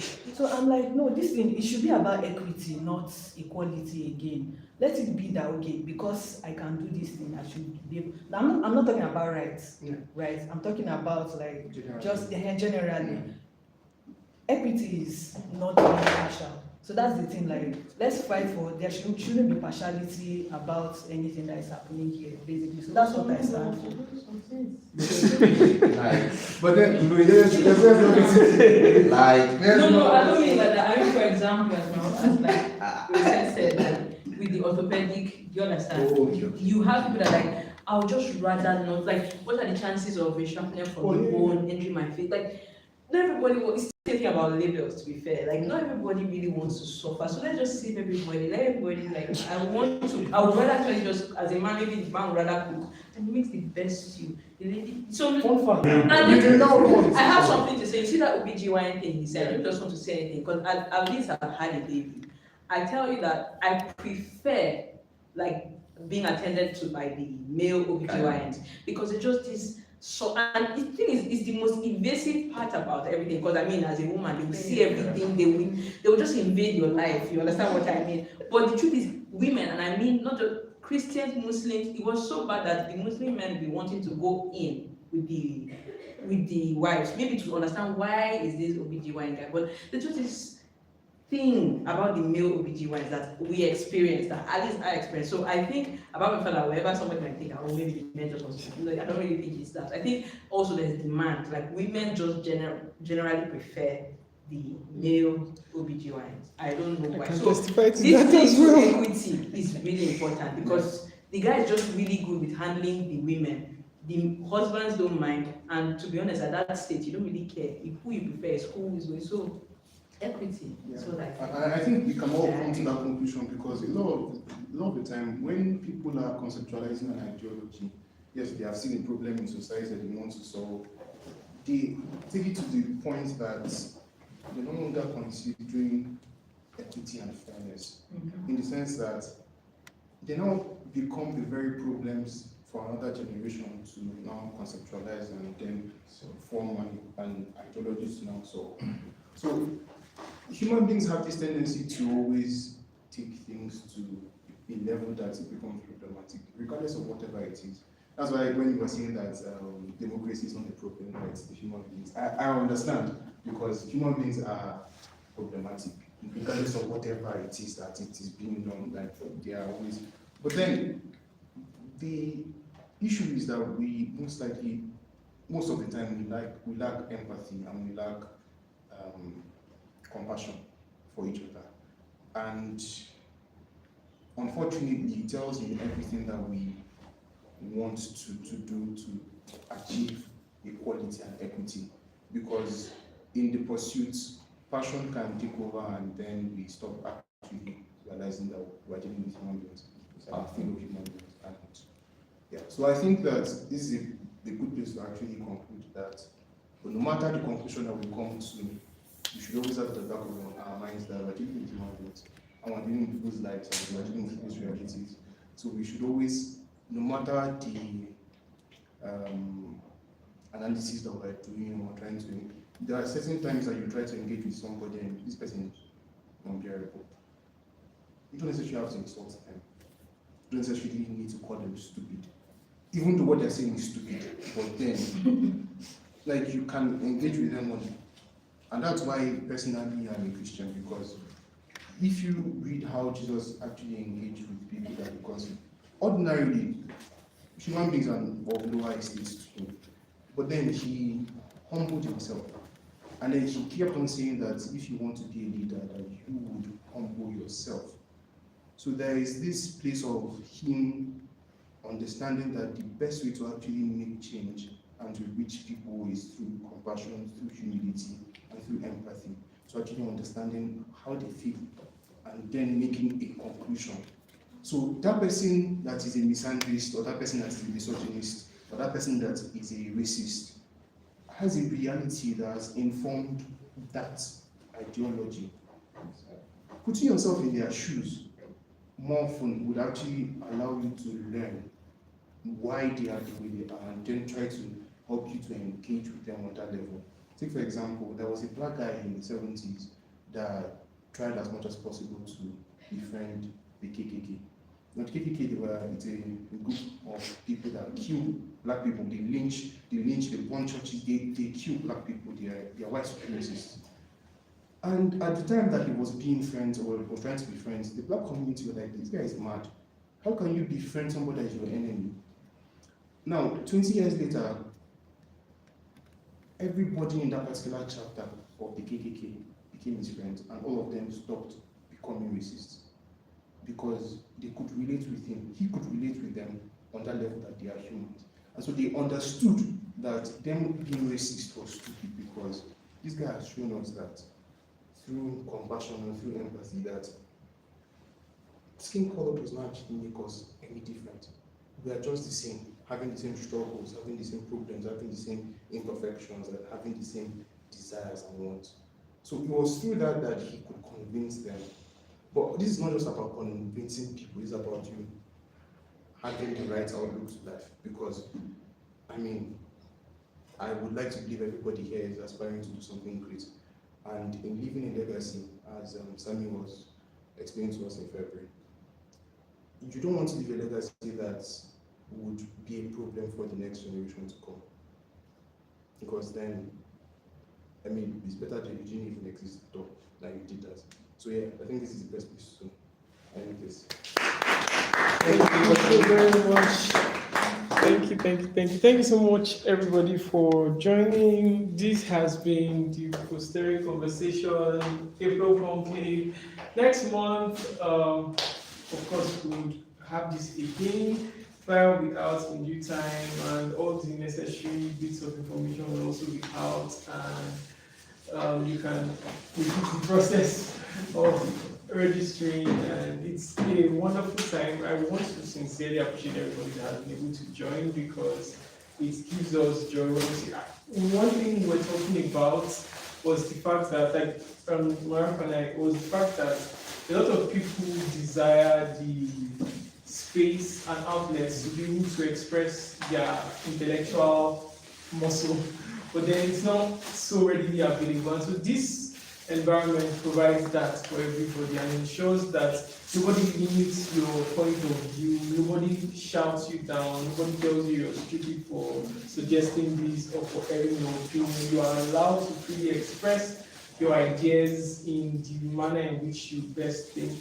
is fits, and then we just help guide the conversation. If you have noticed, Anka never really decided to just take one particular standpoint. He allowed everybody to be able to just participate and have their say. So that's what we try to encourage, because the idea is with experts from various industries coming to this conversation, you can take this back to wherever it is you work and apply this type of thinking, and in no time you see yourself doing way better and being able to give real impact, because the ultimate aim of the Posteri Conversation is that every single person here will take the cross-pollination of knowledge here and go and plant it at their place of work, in their careers, and use it to solve difficult but meaningful problems and help better society as a whole. Thank you so much, everybody. My name is Richard. Peace.